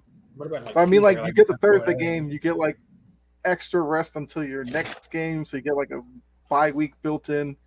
So I mean, the league does do stuff about that, but yeah, it is about money. Fans love the NFL. If you threw NFL on Tuesday afternoon, it'd be highly rated because that's just where the NFL is right now. I'd still watch it. Would I like it if there was a Tuesday afternoon game? No. But would I watch it? Yeah. Yeah. Of course. So to the NFL, I mean, if people are going to watch it, we'll put it out there. Because I mean, even have just dual Monday games. Have 2 Monday games, man. Nothing wrong with that. Yep. I think, though, the concern that the players are voicing was the hypocrisy of player safety, and then they're having to get concussed on Sunday and then play a game on Thursday and get concussed again. It's that short turnaround, and that they're saying, oh, we care about player safety, but then there's talk about the money. We can get back to the NBA. I think that's what pisses the players off the most. Players have some hypocrisy in that as well. Oh, because they hate when the league comes up with rules to protect players because they're like, well, this isn't football anymore. Yeah, if they just let you guys run head to head into each other and you guys just knock each other out on the field, yeah, you guys might feel macho about it, but then the NFL's like, we don't have a product anymore. So it kind of goes both ways. Man, the NFL's no fun in the first place. You can't even hit people. But they're worried about player safety. You just have to. Can you? Depends who you're hitting. Man. Yeah, exactly. Like, man, there's some plays this season. It's like they're so worried about player safety and stuff. Like you said, so worried about player safety and stuff like that. Like, there's so many hits that I thought were good plays and good tackles that were unnecessary roughnesses, roughing the passers, different things like that. And then they go off and do this, and it's like, well, what is it? It's like you're not making a fun product that we can watch anymore because you're worried about player safety. And it's not even the concept that it's not fun, but there is sometimes, things happen, refs overreact, whatever the case may be. But it's like if you're worrying about this, like you're just making it worse for us overall, because now we're going to have to watch these crappy Thursday games like the Colts and the Texans, because that's what we want to see on a Thursday night. And then it's like none of these players are going to be able to play as well either, because like we have 2 Thursday games now too. So it's like, cool. The backup quarterback for the Texans is facing the backup receivers for the Colts. Like, yep. I can't wait to watch that. Stay up late watching that. But I do get the Thursday night because you just said, like, if they do, because they want to give every team like a prime time type of game. Would you want to see the Texans on Monday night? I wouldn't. No, I would rather if you see toss the them on a Texans on Thursday Monday night knowing they're time. healthy. I'd rather watch the Texans on Monday night facing whoever, knowing that team is close to 100%, rather than them watch them play on Thursday and seeing Scrubs. Maybe some different players play. I'd rather watch them play on Monday. That's a good point. And besides, Thursday's so weird because it's like Monday is like the end of the week, and then it's like you don't have any games until Thursday. You don't play any games on Friday. You don't play any games on Saturday, and then you go back to Sunday again. I mean, teams still have to travel. Making it dual Monday games is fine. It's fine. Just it's whatever. I mean, I see what you're saying. Thursday's so weird. Well, I mean, I see what you're saying, but where they go. I see what you're saying, but teams still have to travel. And like they can't just go play in New York and then play in Cali the next day. Okay, they're not going to. Yeah. So I'm just saying you say screw Thursday night games instead of where that Thursday night game would normally go. You just put it on Monday, because that Thursday game is still a part of the same week as the Sunday and Monday games that are already happening during that week. It just happens sooner. So Con Man says, I'm going to start a dodgeball league. Why not? Get a TV contract. You're good. It's already on ESPN 8, the Ocho. Come on, man. Like, they already got a contract. I'll do a dodgeball league. Sports Empire Dodgeball League. We'll make it big. Exactly. All right. So to get back to the NBA, I just had one question before we move on. What is a potential first-round matchup that you really hope to see? Huh? In the NBA? Did you ask about the Mavs question? There was a Mavs. Do you see the Mavs? Yeah, I had that question. I mean, we could kind of work that in with this, but is there a first-round matchup that you want to see? Just playoff or like play-in or? I'd say playoffs. Man, I would guess, like, looking at things right now, we could have be on pace for a first round matchup between the Grizzlies and the Warriors. And I think just seeing them duke it out in a 7-game series, if it's the start of the first round, if it's in the second round, just we don't, you said this earlier, and this is a good point. Like when we were talking about load management, it's like, we don't have a lot of rivalries anymore. We don't have a lot of teams that just hate each other. You don't have a lot of players that just hate each other. And I'm pretty sure Golden State and Memphis, they might have a little sort of hate towards each other. And seeing them play in a series, it will probably have to be an opening round to guarantee that we see something like that. But who cares? Like, that's definitely a matchup I want to see. I just want to see the teams that don't like each other play each other in the first or second round. Like, give us something, like, let us eat our popcorn. Let us enjoy it. Like, give us some Oscars. You guys get paid big. Give us some fireworks. Jordan, what's the first round matchup you want to see? I would like to see Lakers and Nuggets. Okay. You want your team to go up against the 1 seed, huh? I mean, yeah. Eastern Conference Final. Well, Western Conference Finals. No, I mean, that's a potentially good first round matchup. I mean, if AD and LeBron are healthy, I mean, then you got D'Lo and the new roster. Who knows if they can, hang with the Nuggets? Because I don't trust their, maybe Jeff Green, but other than, I don't trust, the B team. The A team is good, but, Michael Porter Jr., Jamal Murray, and Jokic, but other players, and Aaron Gordon. Other than that, I don't. Is that enough because you need bench depth in the playoffs. You only So you only play like eight guys. Can I say a play-in matchup that I think be dope? Do it. Lakers Thunder. Let me see Lakers Thunder in the play-in. You That's a know, good one. The Thunder have- spoiled LeBron's record night. They got a lot of hate towards them. You know, Thunder had to sit there for a 15, 30-minute whole entourage go on, and they Oh, yeah, still yeah, won the Anthony, game. I Like, did I'd see be that. interested. Yeah, I saw it drop. The Hall of Fame drop. Just drop. I'd be interested in that. Yeah, it's cool to say you don't trust Reggie Jackson. Is he on? I thought he was on the Clippers still. Nah, he's Nah, on the No, Nuggets. he's Denver. He's on the Nuggets Den- now. Denver Oh. hasn't been playing great basketball to close out the season. I will say that the past month has definitely been disappointing for Denver based on where they started in the regular season. And then But- Brett, I just have to read this because it's the line that we always get. They've been 2 games out of the 6th seed since Christmas. Yes. Where's the Clippers at right now? I think they're 6th or 5th. Clippers are fifth. Yeah. Right now they're the Yeah. 5th seed. Would they play the Kings? Because a Clippers Kings series is something So- I'm interested so in. right Just now for they- California. Right, Just right for now the they're California the aspect. Suns. It'd be a 4-5 would be Suns It'd Clippers. be Clippers The- Suns right now. I actually like that matchup too. That would be fun. The matchup I want to see, and it was looking like we were going to get it for a minute, would be the Kings and the Warriors in the first round. I like Because the Warriors would be the favorites. Like everyone in the media would say, "Oh, Warriors! This is what they're going to need to spark a run to the NBA Yeah. Finals or the Western Conference Finals." The Kings are new; they don't have a good defense, but they have a great offense. Steph's going to go off if that's the series goes at least 6. Let's say it goes 7 games. Steph's probably averaging 37 points a game, so we get lots of good Steph action. The Kings are fun to watch. Like De'Aaron Fox is suddenly he saved his career. Sabonis is great. There would be very Sabonis, little Draymond defense. Green would be fun to watch. Yeah, like it would. That's a series I want to watch. It'd be a lot of drama. The Kings are the new kids on the block. I think they would probably win the series, but the Warriors would be fighting to stay relevant, fighting to defend their title.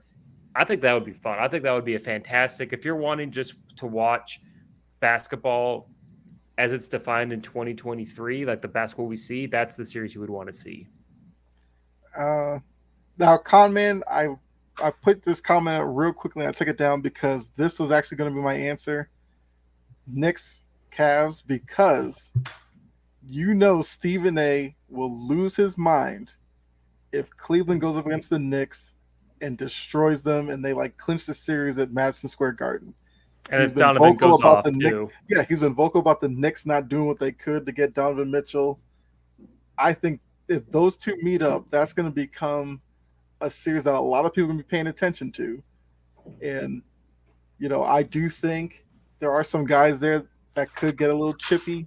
So that would be my answer. I agree with you, Conman. Knicks, Cleveland would be the first round matchup that I would love to see. I'll just add in real quick here. That would be a great matchup because the Knicks, it would be very physical. It would be very exciting. There'd be tons of attention be put onto the front office for New York for why didn't we go after this guy that just beat us. As a side note, as a Jazz fan, Donovan Mitchell was traded to the right team because we got Markkanen back from that trade. That's neither here nor there. But it would be great. It'd be great to watch. It'd be great theater, so to say, great storytelling. And that's what we want as NBA fans. We want great storytelling. Yes. Mavericks, Nuggets. That would be very interesting to watch. The in Mavericks first-round make matchup. the play-in tournament. They're 11th Yeah, right now. it's possible. It's possible, and that's why I said the Nuggets would probably be their matchup around. They would have to be that 7th or 8th seed to be into the playoffs. But Luka versus Jokic, the European basketball fans would love watching that series. Just seeing those two duke it out for probably a 5-game series. But regardless, it would still be very interesting to watch. I mean, Dylan brought it up. So, quick answers from you guys. Could we see the Mavs, after they were in 5th when they traded for Kyrie, actually miss not only the playoffs, but the play-in entirely and miss out on postseason action?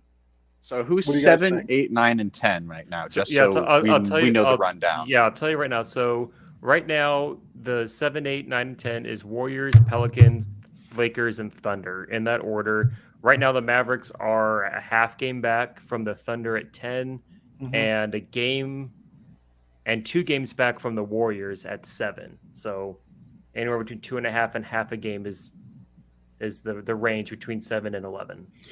When do teams get to like? I knew like Nuggets clinched. When do teams officially like are in the can be up to the last game of the season or? Yeah, it just depends. It depends. on the That math. probably in the East, Because it's like going to there's be only more like solidified. 1 more week, right? Yeah, there's like Playoffs. 7 games left, 6 games left. In the East, it's going to be more solidified sooner, but in the West, we're probably not going to see those final spots locked up until the last game of the season in the West. Yep. And Like- for the record, right now in the Western Conference, if I'm looking at this right, only 2 teams have officially clinched a playoff spot: the Nuggets and the right? Grizzlies, And the because there's Grizzlies. 7 games, and if mathematically they're a team they're like a could lose lock, 7 in a yeah. row, and a team could win 7 in a row. So we're not going to see the seeding and probably until the last. Because game of the Lakers, they're year. like a game or a half or 2 games back from 6th spot, I think. Even with that, or 2.5 games back. Yeah. I'm just saying. I was just saying, 2.5 Brett. Yeah, Brett put that as his comment. They're 2 out of the 6th spot. Yeah. Yeah, Kyle, I know you're on it, man. It's been 4 months, but yes, they're still 2 games out of 6th. But no, I think Dallas could totally That's to the crazy. question. I think Dallas could totally miss it. Dallas has been in a free fall. Their last 10 games, they're 3-7. Their defense is atrocious. They lost a lot of good players in the trade, and this is the kind of trade that's gonna send Luka to leave the Mavericks like LeBron left Cleveland the first time. It's bad. It's unfortunate. And the real thing that sucks, the comment says, is they had a good point guard and they just let him. They could have extended him at the start of the previous year for like $22 million. Jalen Brunson at the start of the previous year was like a $22 million option, and they just didn't do it. And now they're stuck, and they don't have any picks to trade. Mm-hmm.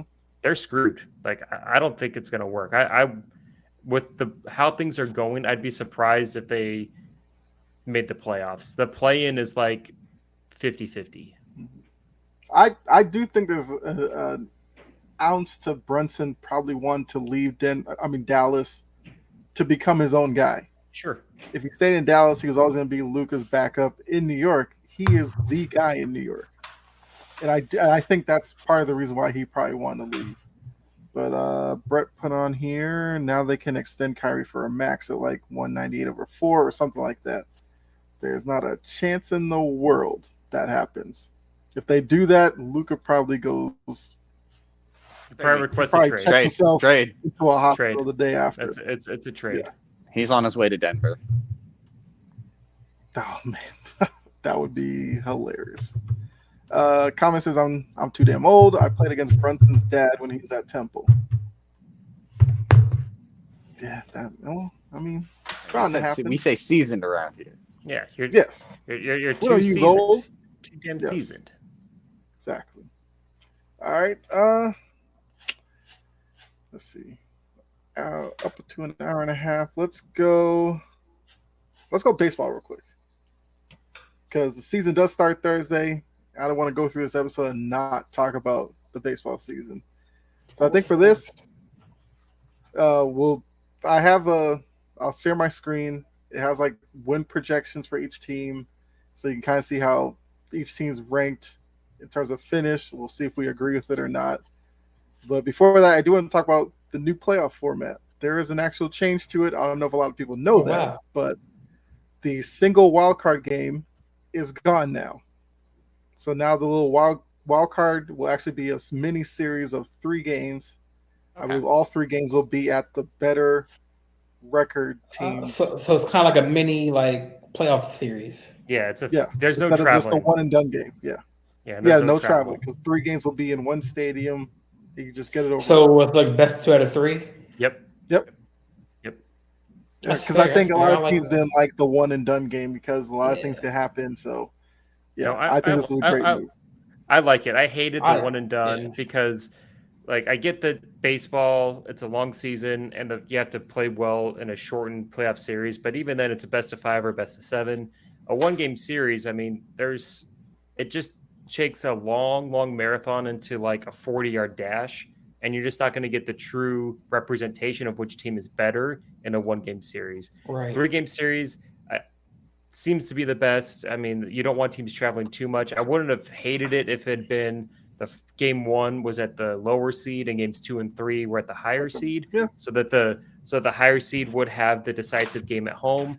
But I'm going to take this 3-game series over a 1-game one and done. So is Exactly. it? So More is it like reasonable, a? So say the Yankees are facing the Red Sox, right? And the Yankees have the better record. Would it be at like a neutral All site? three Or games would would it, be all three They'd games be- would be at Yankee Stadium. oh wow, interesting. That's gonna be interesting to see like Yeah. how that plays out. I'm sure teams would definitely prefer that. Is that the only playoff change, or did they make the other playoff changes? Is that it? That's the major change. Just that they've done with the one and done wild card game. Are they gonna have the pitch clock in the playoff? I'm pretty sure they are gonna have it in the playoffs. Yeah, it'll probably They better. be better. So I'm pointing getting used to it. This is It's here to stay, and I'm happy. I'm happy for it. I just didn't know if they're gonna. I hope that's not something where they're like, oh, we don't want a playoff game being decided. I don't care. Keep the pitch clock. What y'all think about the Chinese guy who can't spell his damn name getting 55 million this year? Pay for the end. Oh, like Shohei Ohtani? Man, comments fired up. I mean, First of all, he's Japanese, man. So you gotta get that right, man. can he not spell his name? I didn't know that was a thing. It might be he can't write it in English, and that there's nothing wrong with that. Yeah, I mean, Ichiro Suzuki was a great player, and he didn't speak English. It's like I wouldn't expect if I'm playing basketball in China. Like, is Jimmer, when he's doing his stuff in China, is he expected to know how to speak Chinese or write his name in Chinese? No. No. probably no. Yeah, comment That's He might know a couple phrases, but he's not going to be able to do full comment. interviews. That is an L comment, man. L comment. Take the L for that one, sir. And I'm sure it's probably the same thing with Shohei. He probably knows like little English phrases, but he may not be comfortable holding a conversation in English. Who's Kate Verdine? I don't know who that is.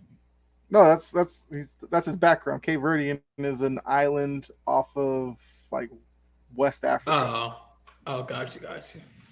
I believe. You can double check me on that, Con Man, if that's correct. But a lot of Cape Verdeans. But like, come on, man. Put some respect on that dude's name, man. This is the first time we've seen since like Babe Ruth a pitcher and hit at a high level. Like Jordan, my bust. I don't know what that means. Probably meant my bad. All right, let's go. Let's pick some teams here. Let's see what we All got. right. So there we go. Let's pull these up. So look at the AL East. We'll just start there because that's usually at the top of these standings. So according to this is CBS Sports, the projected finish for the AL East will be the Yankees winning it with 96.5 wins. So you say 97. Toronto second, 96 wins. Tampa Bay third, 91. I think Yankees last in the East. That's just like an alphabetical type thing. Oh, can I do that? Well, let me see. I was like, you say Yankees are first. Yeah, so I'm just paying attention to this column here. I think that's like yeah, it's just because it's based off their current records. That's how it's being sorted right now. And since they're all 0-0, it's just random. Oh yeah. Yeah, it doesn't really make sense. You'd think they would just do it by the projection, but you know.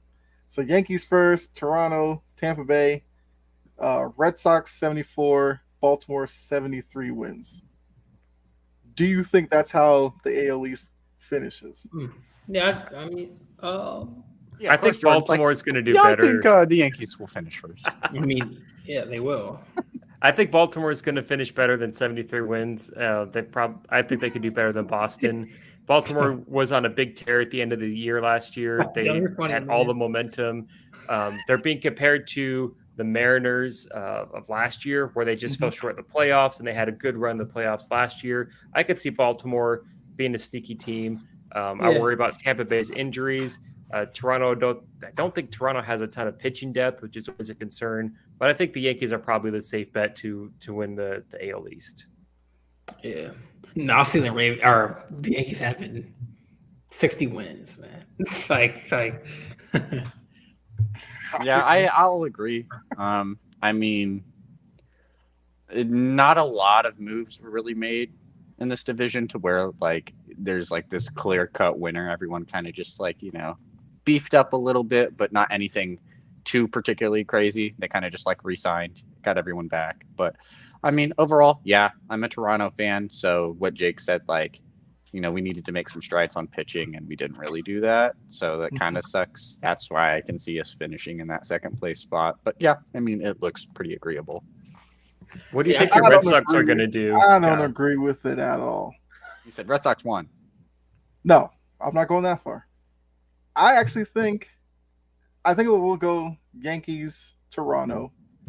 I think the Red Sox come third. I think Baltimore fourth. I think the Rays come last in the division. What makes you think what's going to happen to Baltimore to fall from where they were at? Injuries? Do you think trades? What? I'm curious. Because Baltimore didn't they finish fourth last year? No, I Baltimore? meant for Tampa Bay to fall. Sorry, for Tampa Bay to fall to last in the division. I One hit don't know. wonders.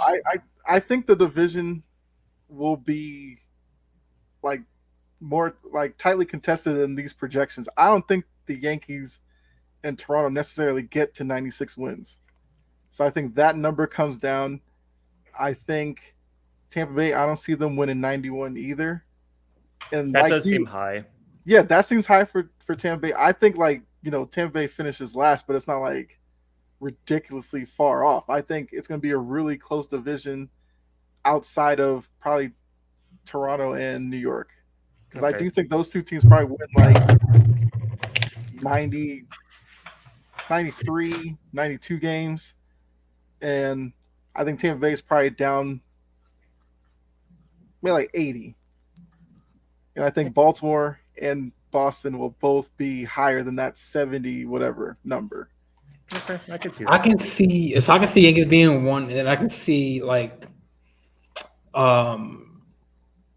like you said, Boston's what, fourth?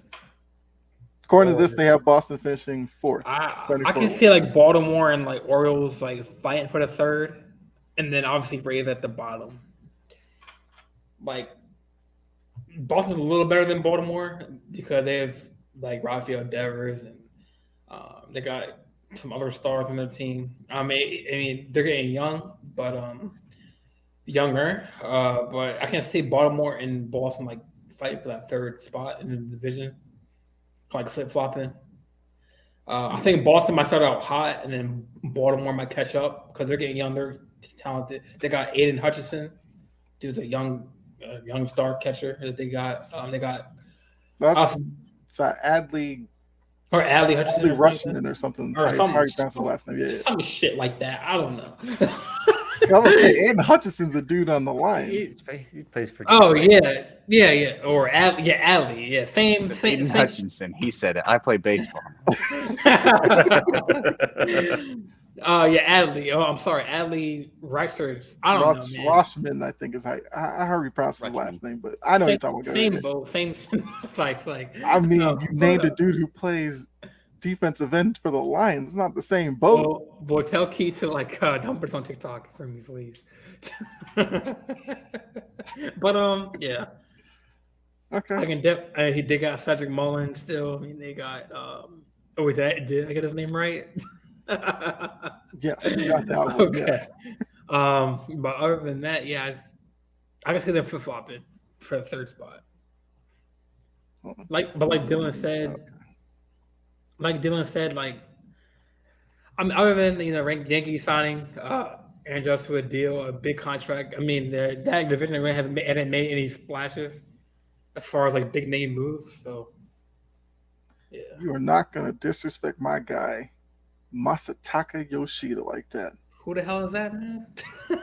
Not funny. You'll know who that is when he's hitting home runs at Yankee Stadium. Okay, all right. No, I'm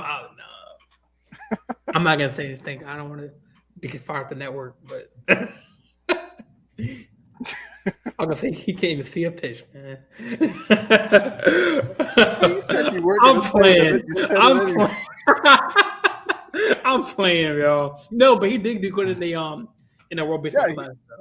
He did much better than I thought he was going to, and I thought, why? I thought he was gonna be like a 1 or 2 hole hitter. Based off the WBC, he's gonna be like a 4 or 5 hitter in that lineup. And I'm excited. I just don't. Other than Rafael Dever, other than Rafael Devers, I don't know like really anybody on the ball because they're all new. So it's like they You'll got like know them, dude, I said. they got You'll Beck know right them. or that first baseman right. He's in AAA, but yeah, No, he's around. I wonder why He's he's in around. AAA. I'm All gonna right, take a Jordan. shot. Me and Kyle take a shot earlier, man. All right, Jordan. All rise, man. All rise. Come talk to me when the Yankees lose to the Astros in the playoffs again. Anyway, let's move to the Central Oh, Division. talk to me if you get a second chance to play the Astros in the playoffs. We've at least won a World Series more recently than y'all, and y'all spend money like it's going out of style. I have to say, who has more World Series championships since 2000? The Red Red Sox. Sox. You don't got to think Red that Sox. long. You got to think that No, it's long. Red Sox. Yeah.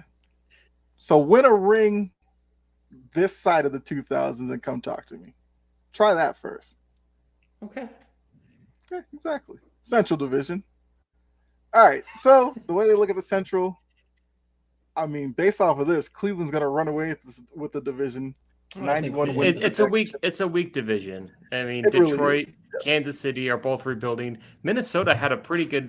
They did a lot better last year than what people thought. I think they're probably finished second, and Chicago's just going to disappoint because that's what they do. But Cleveland should win this division. I don't think it's going to be tightly contested. They're going to get a lot of easy wins against Detroit, Kansas City, Chicago, and 90 wins seems a little high for a team because I don't trust them super much. I'd see them more. I'd take the under, but they still win the division. I don't see like the Chicago White Sox being at like 79 wins seems a little high off of what I've seen. But this should be a no contest. Yeah. I mean, I think Right. Yeah, I would agree.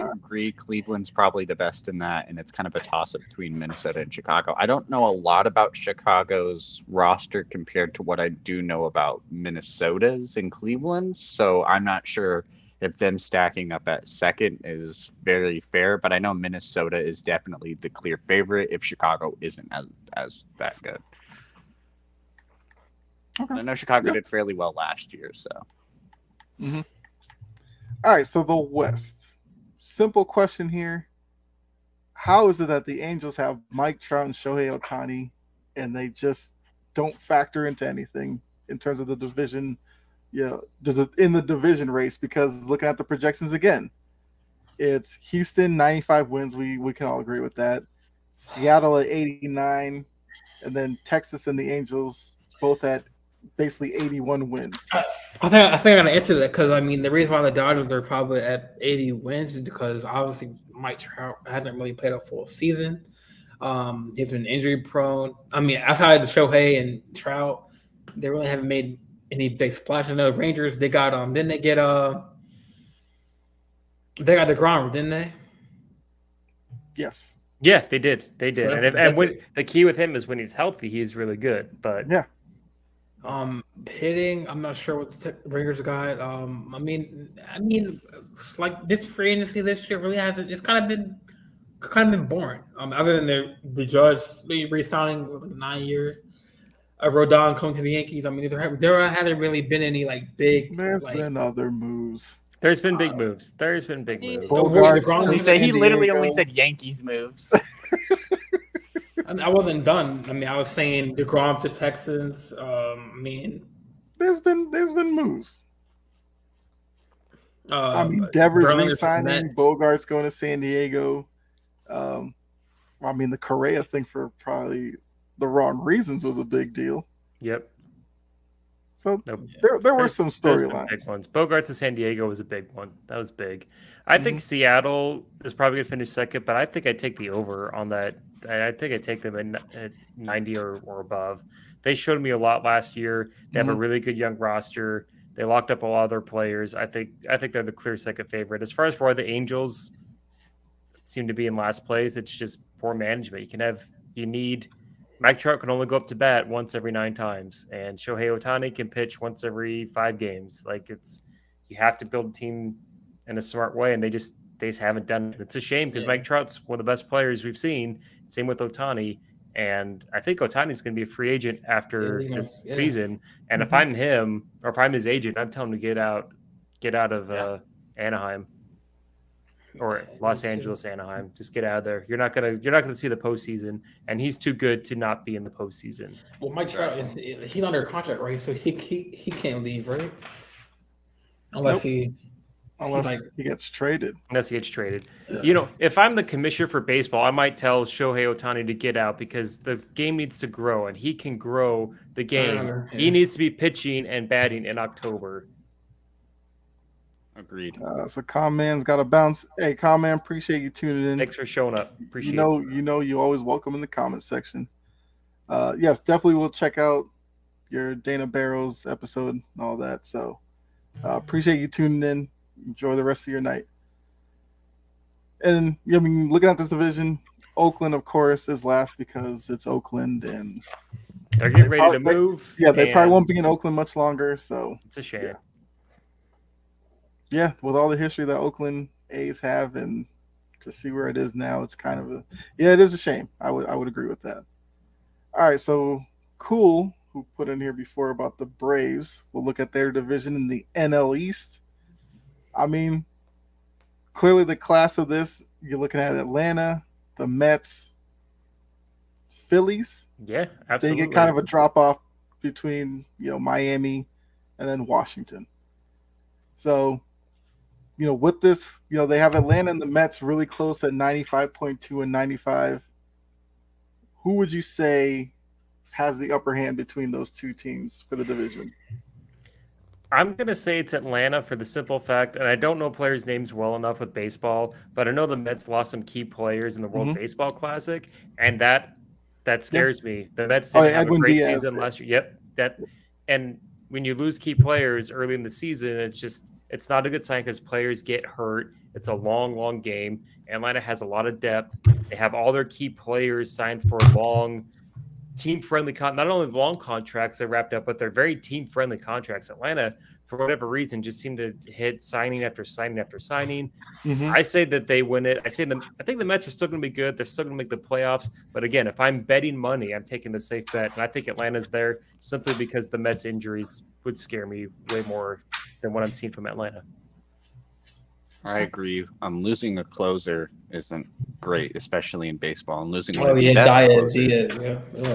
one of the best closers in baseball isn't helpful as well. So yeah, I definitely would probably just take the Braves based off of they're definitely more healthy coming in. And then them losing DeGrom to the Texans is a big one too.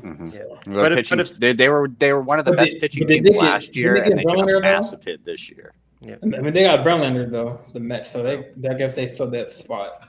Yeah, but if the Mets were healthy going in, I would probably lean a little closer towards them.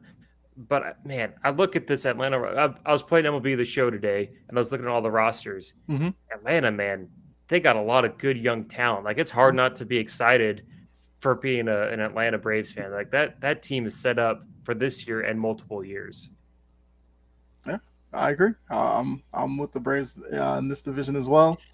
Yeah, 95 wins. I mean, it's close very win close. Too for Mets and Atlanta. But wasn't it like that? Like the last year too. Like it was very down to the wire with those two teams. Like the Braves and Mets. The Mets had a sizable lead, or Mets had like a big lead, and then they folded down the stretch. Yep. Yeah. So to come off of that season, Philadelphia might be the players they have not a great start for the Mets. Philadelphia might be a surprise team to move up maybe to third, but I don't see the Washington. Washington is going to be the worst team in the league, at least in the National League. They're going to be terrible. Makes me sad because they're only an hour away from where I live, and they're going to be hot garbage. I think Miami's going to be the worst team because No, Washington. Washington is going to be the worst. Yes. It's bad. Miami has young pitching, so they just don't have any bats. They have good bats. They have good contacts. They don't have good power bats. They have good pitching. They have good contact. They just don't have any power, and that's where their downfall is going to be this season. Yeah. The Central Division, which is usually one of those where it's kind of up in the air, but clearly the Cardinals are. Yeah, I'm going St. Louis. Yeah. The Reds going to be. I mean, I'll just say the Brewers have been. I've adopted the Brewers last year as my team, so I've only been a team for a year. So I tried to get into baseball last year. The pitching for Milwaukee is going to be really good. The problem with them is they don't have a whole lot of good offense, and I think St. Louis is going to be a better team. 97 might be a little high, but they should win the division. As much as it pains me to say the Brewers, their 86 seems a little high because that batting order is a little shaky. Yeah, I'm surprised they had Cincinnati at 55.2 wins. I mean, I thought it was going to be a lot lower than that. But that's still losing 100 games. Yeah, I know, but like bad teams still win 60 games. Like historically, bad teams can still win like 60 games. Yeah. If you're winning less than that, then a lot went wrong for you. Yeah. I wonder what happened to that player that on the Reds that was hitting home runs like left and right, like a couple years ago. I think I know who you're talking about. What's his name? It was like Scooter Jeanette or something. Is that who you're talking about? Because I remember he had like a really hot start to a season, and then haven't really heard much from him. I think that's who you're talking about, but the only player that when I think of like a Cincinnati Reds that's hit a whole lot of home runs, and I know it's not him because he was a long time. It was Joey Votto, but that was like 6 years ago. That's way too long. That's not what I'm talking about. No, it was Aquino. Oh, yeah, okay. Okay. Yeah. I mean, Cincinnati is. I don't know what happened to him. I thought maybe I don't know. Maybe he got traded. It's Cincinnati. That's what happened to him. Yep. All right.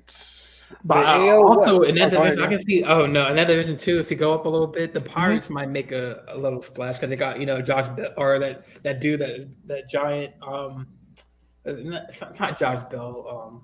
O'Neal. Ryan Reynolds, but he wants to be traded still. All of our background has changed. How'd that happen? Probably to WWE. Yeah. I mean, it is WrestleMania like this weekend, so I mean, it could be something based off of that. Who knows? Oh, probably because they're getting ready for their show. All right. Are they kicking us off? I guess the walk-off music for the Oscars is starting to play. All right, so look on the AL West. This division usually comes down to Dodgers and, well, the Giants have their 1 year they're good, one off year, one good, one off. The Padres made so many moves. They have like 6 top-tiered shortstop players that they're playing in different positions.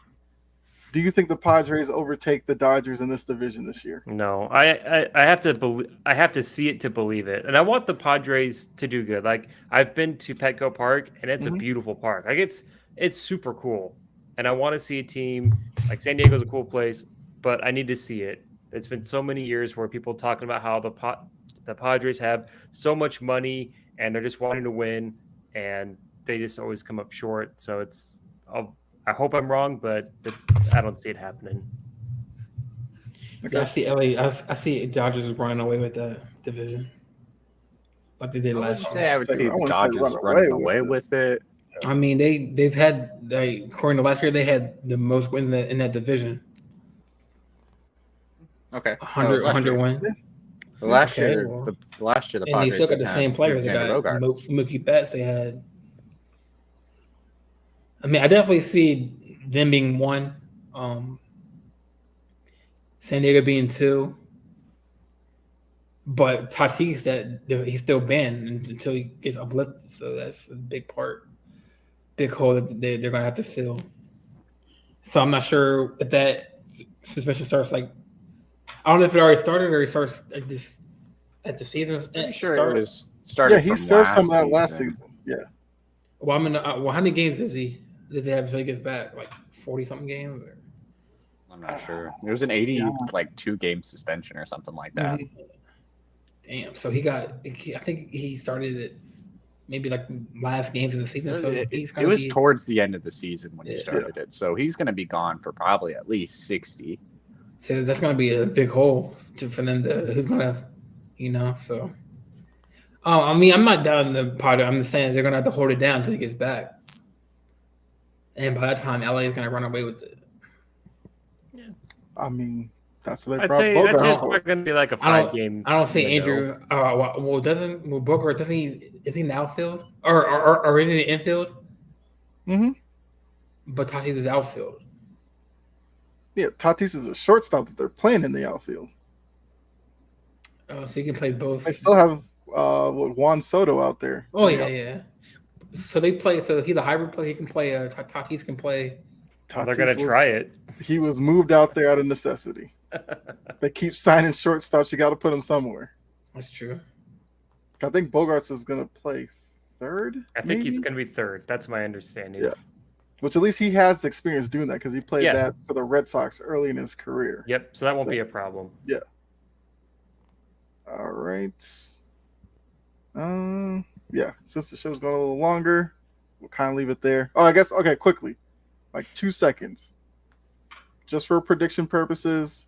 World Series. Freddie, what you got going on? What the hell? What's up, Freddie? What's going on, Freddie? Oh, You gone? Freddie's haunting our show, man. Yeah. So, are we doing a reference to that? The reference, the basketball reference. Yeah, we're we're okay. gonna do that. Yeah. We're just wrapping up real quick. Oh yeah, I was just wondering if we're still okay. Cool. I was saying quickly, World Series matchup. Who do you think it is?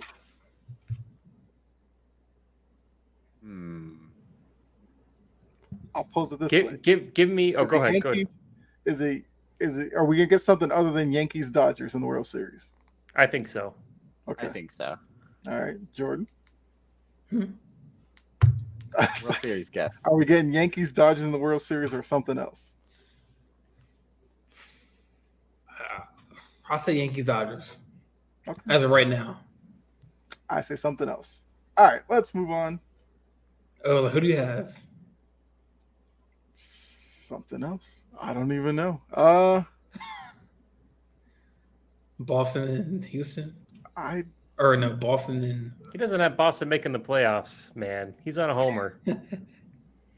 I have them as a wild card team, but okay. There. I'd probably say it's more likely the Dodgers get there than the Yankees, but I kind of think neither team gets there. I'm looking at the Braves. Dude, you stole it from me. Damn it. I was going to say, like, American League, I think it's probably Houston until otherwise. Yeah, probably Braves Houston. That's what I was sitting on. All right, so I guess we could do the basketball reference. I would want to talk about March Madness. We could do that for like 5 minutes. So let's do that. Go basketball reference, and then get out of here and make way for the wrestling show. So let me change this real quick. March Madness, here we go. So as I'm pulling it up, we saw some interesting Elite Eight games, and it's pulled up now. So let me share this. I thought for sure Texas was going to win that game, and my championship prediction was going to win. I was crushed. Yeah, I picked Texas to win as well too. That was like my mainstay pick. My bracket was garbage except for Texas, and then now it's good. Now it's complete garbage. I got nothing. My bracket was crushed. The first round with Furman beating Virginia, but it was everyone's. Yep. Before talking like who we're looking here, I like UConn. I like what I've seen from UConn. They've looked really good. They beat the snot out of Gonzaga. They beat good St. Mary's. They beat Arkansas. I'm just gonna go with UConn. I'm gonna have to go with Dylan's favorite, man. I'm gonna go with San Diego State versus probably be UConn. I mean, my question was gonna be who's the best team left in the field. So we know Jake says UConn. I think UConn is the best left, but we all know anything can happen in March Madness, man. So. No one who would have bet money that you would have saw FAU versus San Diego State, two non-Power 5 teams face each other. Except for me, I knew San Diego State was going to Yeah. I mean, San Diego State can put some respect on that program. They, Gonzaga is like the darling outside the power conferences, but San Diego State these past, few years, they've had legit squads. Yeah, so I think they're right up there in that Gonzaga class now. And if they're able to pull through and actually win it all, where we've seen Gonzaga fall short, I think that's going to do wonders for the San Diego State program. But they got to get past the tough FAU team. Like that group, they play really well together, and it's going to be a tough out for them. But I agree with you guys. I think UConn has been the most complete team in this tournament, and I fully expect them to end up cutting down the nets, which would be wild because my dad actually picked UConn to win it all. Wow. And I knew UConn had a pretty good team. I just didn't think that they were this good. Nope. But yeah, he was all over UConn. So for that, very cool. For that reason, I'm pulling for UConn to win it all.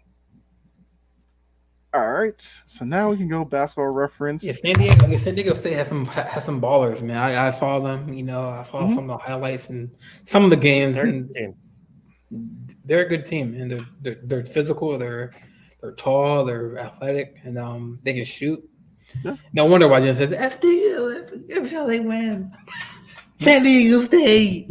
No, because they are a good program. They're ballers, man. They're ballers. Because it started with that coach who coached the Fab Five. He really turned around San Diego State. He did. He got Kawhi there, and that really helped to start the program. The name just left me. I was going to say it like 20 seconds, and the name just left me, the coach. Yeah. I can picture him. Yeah, he's an old dude. Yep. Yeah, but he was the Fab Five coach, and that's how I knew him when he got to San Diego State. And who was the coach? Who's the coach of the team now? San Diego State. I don't know. Yeah, that guy moved on, but he started this the whole turnaround for the program. He saved the program. Yep. Yeah. All right, so basketball reference time. Let's do those of you tuning in, I put up a basketball reference page of an NBA player, and these guys try to guess who it is. Have 3 of them. Easy, medium, let's hard. Block Brett from the chat. Oh, let's let the chat go. I'm fine with the chat. The chat's fine. I don't think Brett's in there, but if he is, I know he'll probably know a few of these. So let's go with the easy one. I went 2 for 3 last week. I'm feeling good. All right, let's see. I mean, granted, Dylan was out, so I mean that helped a little bit on my odds. I thought Dylan made it to the show last week. I forgot. I did not make the show last week. I did not have a chance to pick. Shame on you, Dylan. Shame on you, man. Hey, man. No, it's all right. It's gonna get that money, brother. That work. Hold on. Now it's like my tab's not working. So I'll have to probably go back. Did you get some new LeBrons at the Dick's store? No, none yet. People steal them anyway, so it's probably for the best if we don't.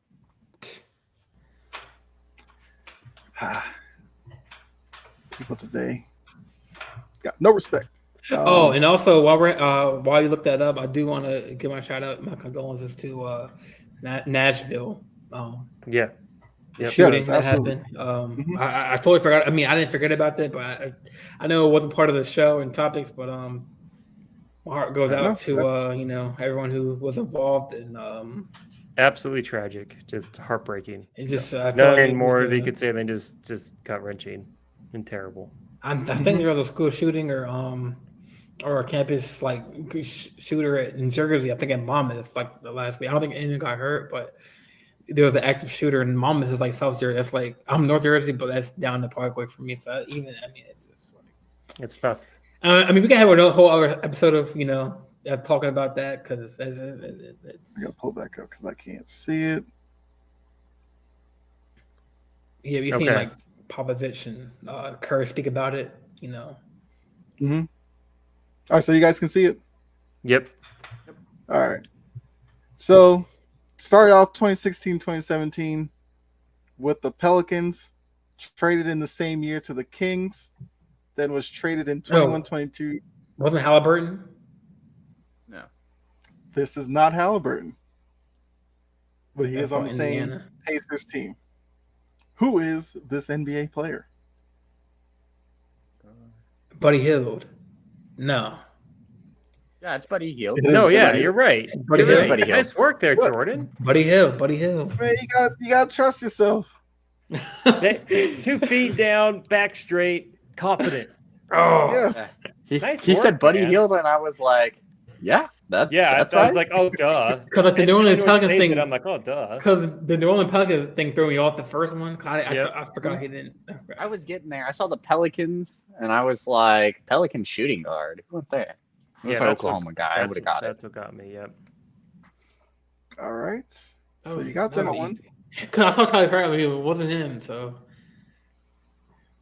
I was not gonna say it was easy. Okay. that was easy. Where's that button at? I mean, it was supposed to be easy, so fine. All right, let's go to the medium. So here's the medium one now. He played for a minute. No, we're going old. God Throwback damn. machine. So 0102 comes into the league with the got it. Trailblazers. Oh, okay. Oh, yeah. Is it Zach it's Randolph? Zach Randolph. Zebo? It is Zebo. Nice. Yes. Dylan. Zebo. Yeah, he played. Oh, okay, the Kings. Yeah. I thought. All right. Well, now I'm hoping this difficult one is actually difficult because you guys blew through the first two. Cool says, "Good show, guys. Appreciate that, Cool." And let's go to this last one. All right. So hopefully this one's going to be obscure enough that I might have to think about it for a little bit.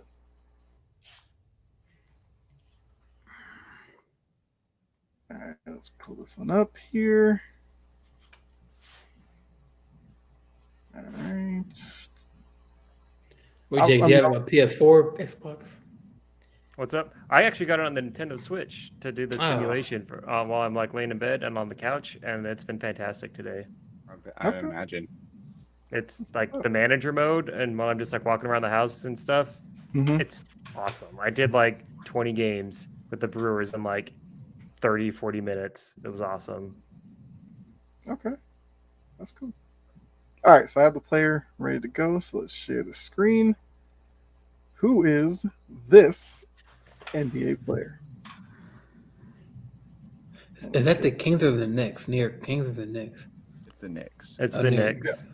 So I started Oh, my 2005, 2006 with the Knicks. Moved on to the Warriors 10-11. Went to Boston 15-16. Traded to Dallas 15-16. Ended their career 16-17 with the San Antonio Spurs. Who is this NBA player? Oh, this is gonna kill me because I know who it is, but I don't know his name. I think I know. All-Star in 2013 I think I know. and 2009. Is it? Throw it out there, Jordan. It's David Lee. It's David Lee. It is David Lee, yes. Oh, Shit. I was I would say thinking Boris. because I knew I he would played say for Boris the Knicks, Diaw. but just like him making an All-Star game just kind of threw me off. What got me was the All-Star was his little window with the Warriors, and he had that All-Star game right before Golden State got good. They had him, and he was like almost a 20-10 guy for a couple years, and then they moved off of him. They stopped. I think they stopped using him as what everyone thought and took off. But I forgot. Yeah, it took me a minute. Yeah, I mean, I was gonna say Boris Diaw, but never mind. No, he had stints with the Suns. He played everywhere. He played for the Jazz for a few years. He did. Yeah, He did play David's been everything. all Now you over. say it. Yes. All right, so you guys got David Lee. Did have to think about it a little bit, so I do feel good about that. That one almost got me. That was a good one. Okay. Yeah, I wouldn't. His later part of his career, like I don't remember him playing for any of those teams. Same here. Like I was like, he played for the Spurs. So he played till 2017. What? Yeah, surprising. Good for him. All right, so we got to the end of the show. Final thoughts. I mean, Jordan, you did bring up the Nashville thing, so definitely want to say, prayers go out to that community. We've been down this storyline way too many times in this country, and it just continues to happen. So you always feel for, stories like that where you're dealing with kids who innocent lives being taken like that. So definitely, you're right to bring that up, Jordan. So thoughts and prayers out with the Nashville community for sure. Yeah, I think it happened like yesterday or like 2 years ago. So It was yesterday. Yeah, it was yesterday.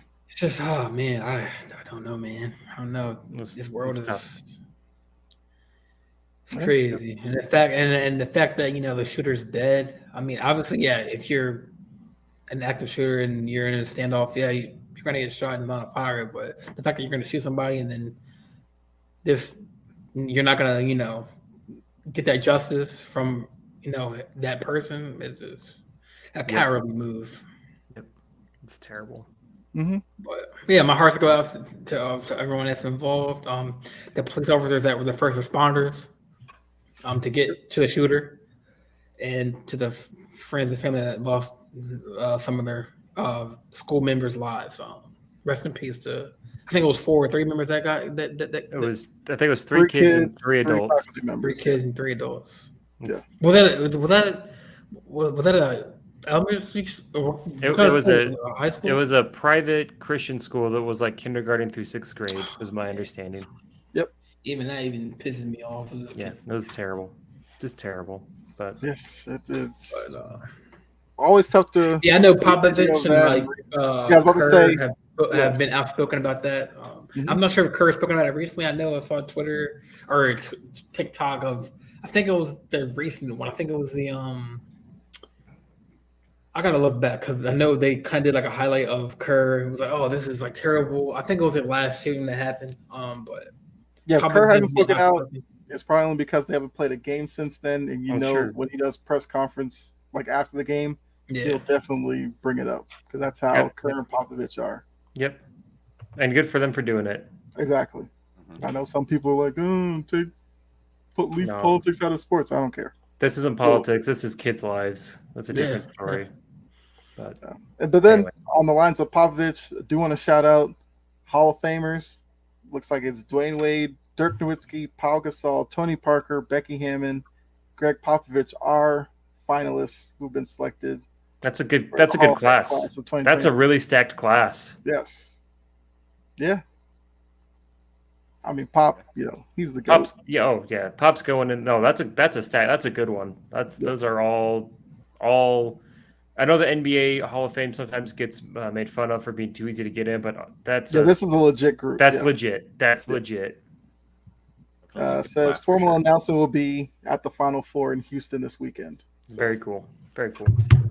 Definitely something to check out. But you guys don't have anything else? Good show. Thanks for being here. Yeah. The chat was great. Con Man, even though some of them were essays, as Anthony put, still appreciate it. Cool in the chat. Appreciate that as well. Juan was in here earlier. He's a superstar in the chat now since he's kind of come over and watching a lot of the network shows. But we are here every Tuesday night, 7:00. It's the Big Three. So for myself, Jake, Dylan, Jordan, you might see some of us on MLB The Show. Look out for us. We're kind of nasty in the game. Just letting you know. I'm on Twitch. Follow me at the JJO the Great. You don't even know your own channel. You gotta know your Twitch name. Oh man! Get the show. JJO the Great. Window. See, I was right. JJO the Great, but 23. So JJO the Great 23 on Twitch. I stream, MLB, NBA 2K. In the Call of Duty, so no. I mean, I was right. JJ the Great. I was about to 23. That's 23. Okay. Yeah, but it took you a second. you weren't sure about it. You gotta. No, I was sure. I just didn't know what number I had. You still didn't know, man. See, if this was your big break, and like you were on like a podcast with like millions, you wouldn't have got your Twitch out. Let's restart. I Twitch on. I stream on. Sorry. Wrestling show. Boy, JJ 20 degree 23. There you go. Oh, all right. Yeah. So we're here every Tuesday, 7:00. Catch us here next week. Make sure you're in the chat. Throw your questions out there. Your opinions. We love it all. So. Till next week, this is the Big Three, and we're out. Have a right now. Great night. Right? Isn't that right, Dylan? See you guys. What? Aren't you playing NBA right now? No, I'm not actually. Come on, I want you, man. Okay. All right. Well, I don't need to get it. I don't need any handicaps to beat you, Jordan. I don't need it. All right, end the show. Cut the show. All right, guys.